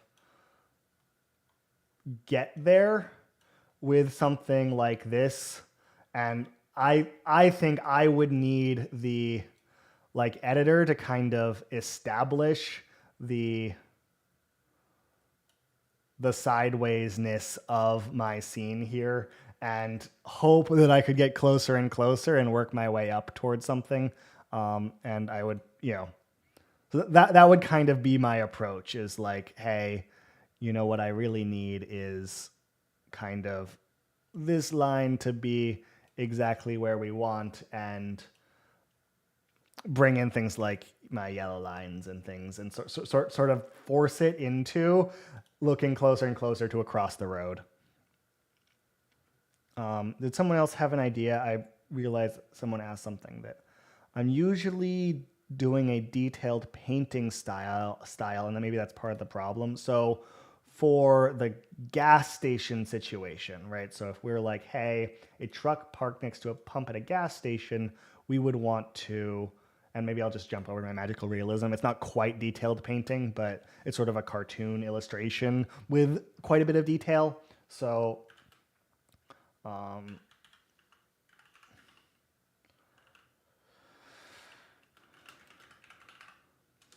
I wonder if this kind of gets us closer in that kind of scene. But I think this would be my best luck to kind of create scenes like you're talking about, is spend the view and try to establish the background, try to establish the foreground, and work your way towards it a little bit, and that would kind of get me there. Well, I just added it, assuming you can see it. Yeah, YouTube hides it for me, so I'm not sure. If you want to post it in my Discord, that might get you there. Do you cross test with Sora? Not typically. I have like ChatGPT Plus, so I have a few Sora credits, but I don't do too much sort of testing that one. This one is almost there. Yeah, it's like I can kind of work closer and closer, and I have to get a little bit lucky, but like sort of I would take kind of my favorite ones from a scene like this and sort of like, what I really want now is more grass, right? And less road, right? So kind of like, hey, let's see if I can get the grass to come all the way along.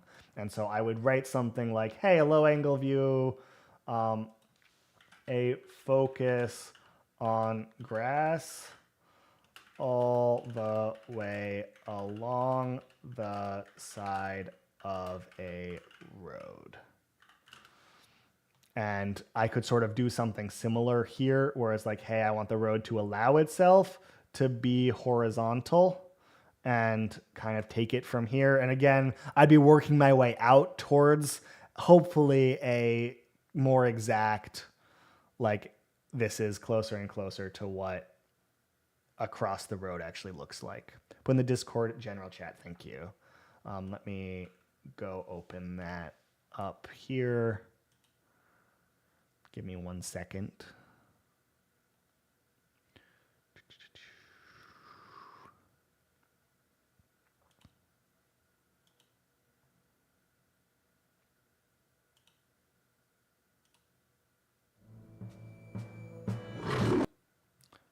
All right. And now come back so you guys can see. So this must have had a scene looking across the road in the way that you wanted.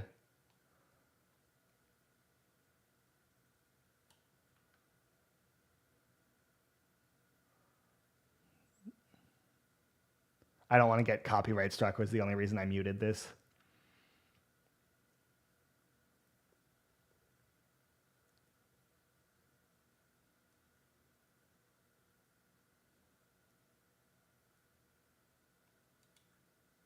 I didn't catch exactly the moment. It's at 1 minute exactly.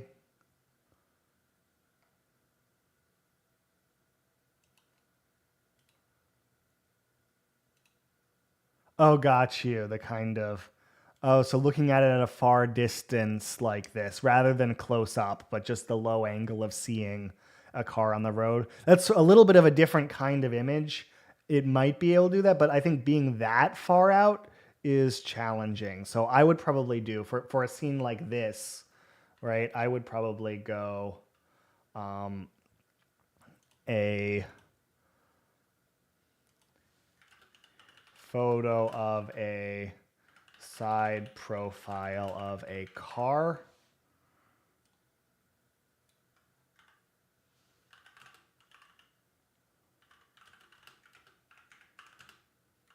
on a road, and I'll do in the desert just to sort of have a similar idea.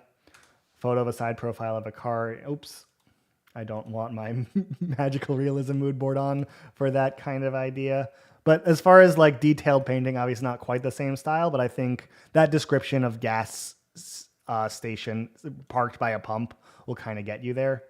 And yeah, so this is magical realism. Now it's off, kind of get here. But you can sort of imagine now that you have this scene, you can sort of create the same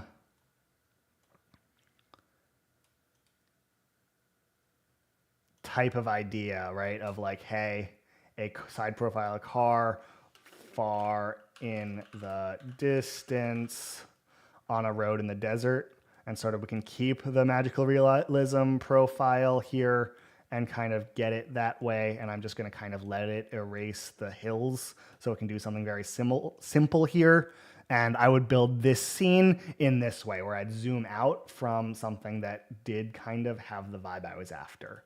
And in a photo, I could do something similar, right? As I could kind of have this set up, have some of this set up and some of this kept, right? And then I would sort of zoom out on it far in the distance over here and then add the same sort of thing.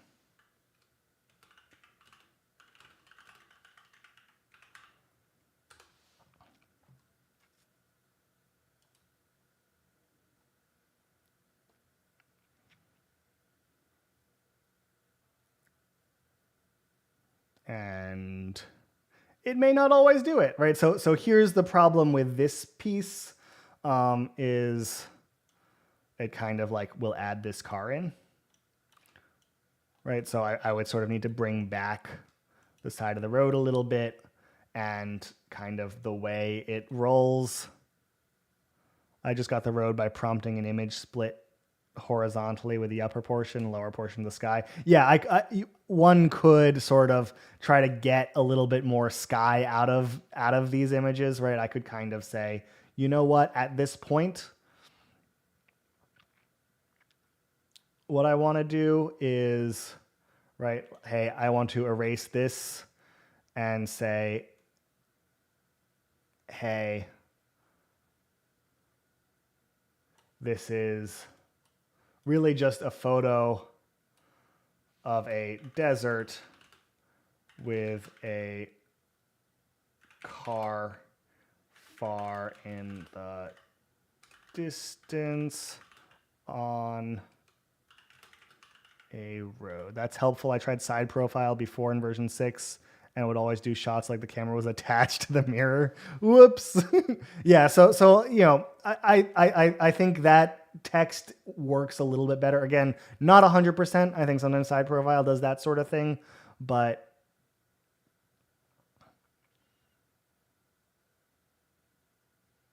we can kind of now blend this stuff, right? As like, hey, now that we sort of have the road established a little bit better, we can kind of say, hey,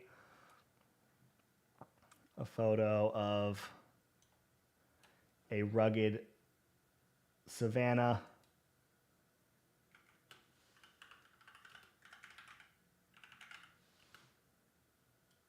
And we don't have to worry too much about the car and the distance in the road. And then we can bring the road back in when we are only changing kind of these pieces. So we're not confusing it with a request of a road. Photo of a, whoops.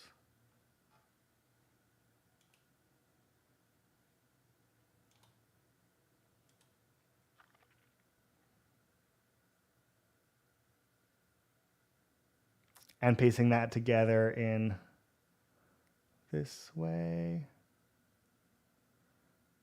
No, it's adding everything back in. I just want like grass and bushes.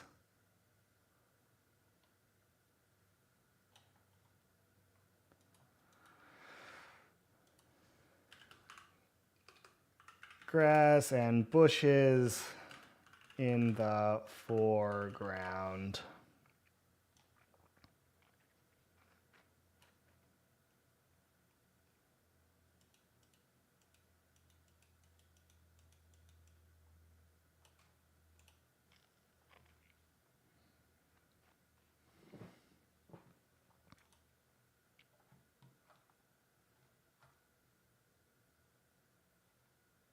Finally one, a little bit better.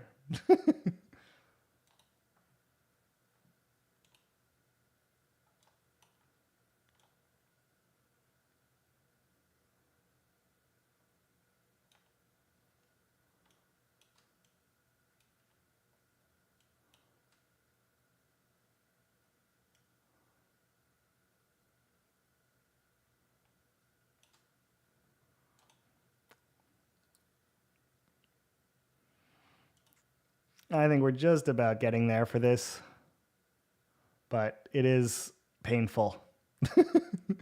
This is not, obviously I think V7 is trying to interpret this world, and potentially like a cameraman would need to sort of be in this like scene. They need to walk into place to a certain degree, and to kind of accomplish it that way is a little bit challenging. But also like I think this is sort of sufficient for your idea, which is right. It's like, hey, photo of a savanna in the desert in the foreground and large sky. And we can still kind of accomplish this image that matches sort of the composition if you're willing to kind of work towards it in this way. And it feels like we're looking across a road. But yeah, it's a challenging prompt. And obviously it's not instant.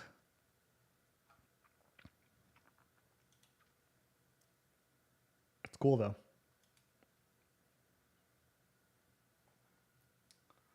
Let's see.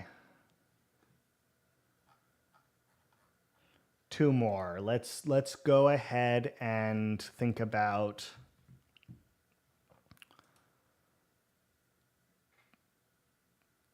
another thing that's hard and has traditionally been very challenging is like mythical creatures that are like hybrids of one another. Part of it is I just can't think of the language to describe a shot like that. Yeah, my English is not really sufficient to describe like I could say, hey, you're holding a camera, go stand over there and take the picture from the side. But without that kind of, hey, giving commands to a person with a camera, it's not so easy to say, well, actually, this is a side profile of a car where the road is running along the scene horizontally and is visible the whole time. And you sort of like, okay, you kind of like work your way up to it, and it gets too complicated, right? It's the sort of thing that if you describe it in, 500 words, and it doesn't take that many, but even like it takes 75 words to like make it clear that this is how you want the image to be, it's not going to be so happy. Why do you prefer Midjourney over other image gen models? I would say Midjourney has always consistently found an aesthetic that works better than anything else that I've seen, especially with sort of complex but also simple prompts, right? I think it generates the most beautiful images based on simple ideas and complex ideas compared to other things. And so I think that things like Stable Diffusion based models that have been very popular, and obviously you can download them on your machine and use them for free, or there's tons of services that sort of offer that sale. I think they're very good at like 6 kinds of images. And then as you start to hit the latent space of like what they don't do so well, it starts to fall apart. And Midjourney, I think, has done a really good job connecting the latent space in that almost every weird idea that you could have will look pretty cool in this model, right? It's like, hey, this is, an origami elephant made out of aluminum foil.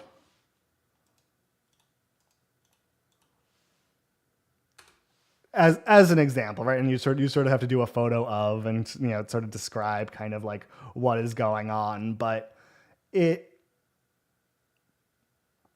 is willing to kind of imagine a weird and complicated idea in its aesthetic engine and create cool things out of it realistically.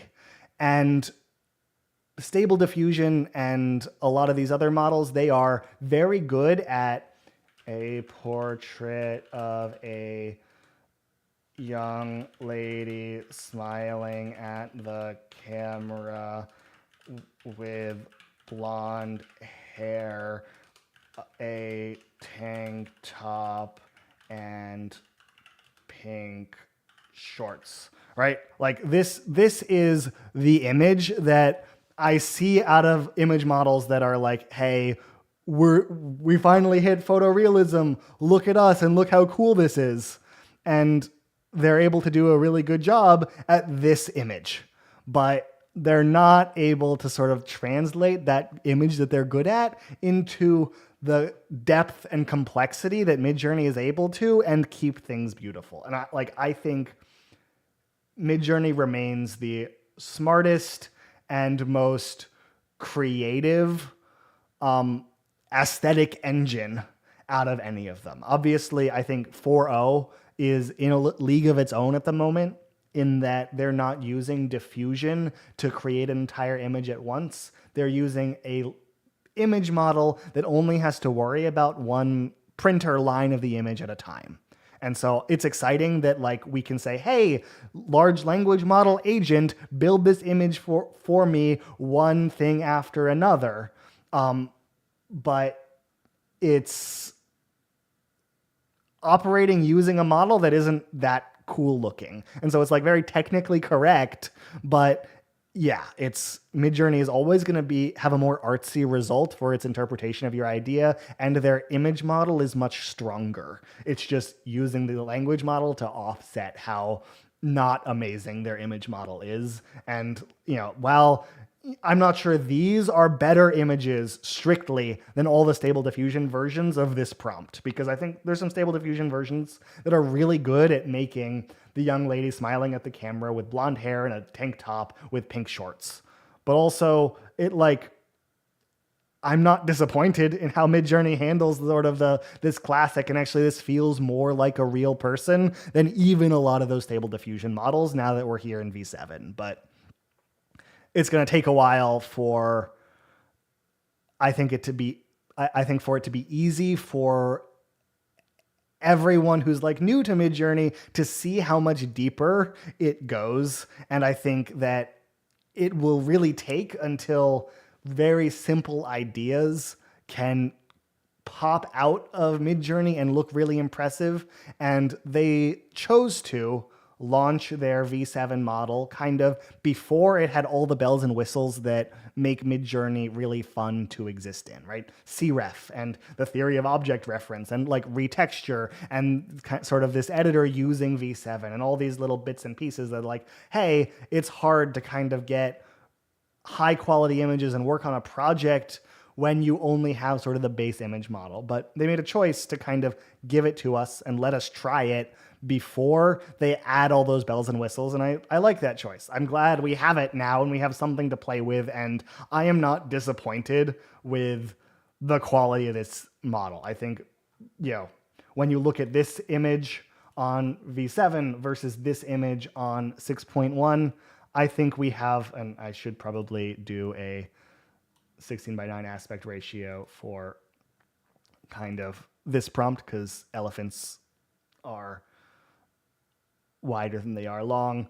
I think that, and maybe this isn't even the best example, but I think that version 7 creates more compelling, these reflections feel more real. This feels like a picture of a thing in a studio that existed, whereas this, in some ways, feels like and it's still impressive. I'm not complaining about version 6 at all, but it feels more like it's easier to sort of look at this and be like, you know what? This could only really exist in an image model in this space, right? Like, how are these tusks held on? How could this have folded to sort of be what it is? And this is still an impressive result. V6 handles this sort of prompt very well. But when you start looking at the world behind a lady in V6, I find that this sort of thing doesn't happen. We don't have a realistic, where is she? She's outside a theater, which is showing a play that has whatever this is going on, and this poster is the other plays for the season, and this is the door to get into it from the back, but there's also probably a front door somewhere, and this is the mailbox, and this is actually this entire thing actually has a worldview that seems really compelling. Whereas when I did this in V6.1, I just sort of got a lady in a place, and it just sort of did it in a way that it handles. And also, it didn't really do the tank top and didn't really do what I kind of asked, and just made it, sort of sexy instead. And that's not really even what my prompt was after, right? This is what I want her to be wearing. And you kind of get sort of a somewhat more realistic scene, a more realistic place, and a more realistic person. And I'm really excited about where it can go. We obviously did a lot of testing today, figured out a lot of things about these models. I'm working on a video that sort of tries to clarify what do you do to kind of get good results out of Midjourney, and I hope you guys are excited for that. I want to piece together kind of how we can start with an idea and turn that idea into the best results we have using the features that are currently available to us.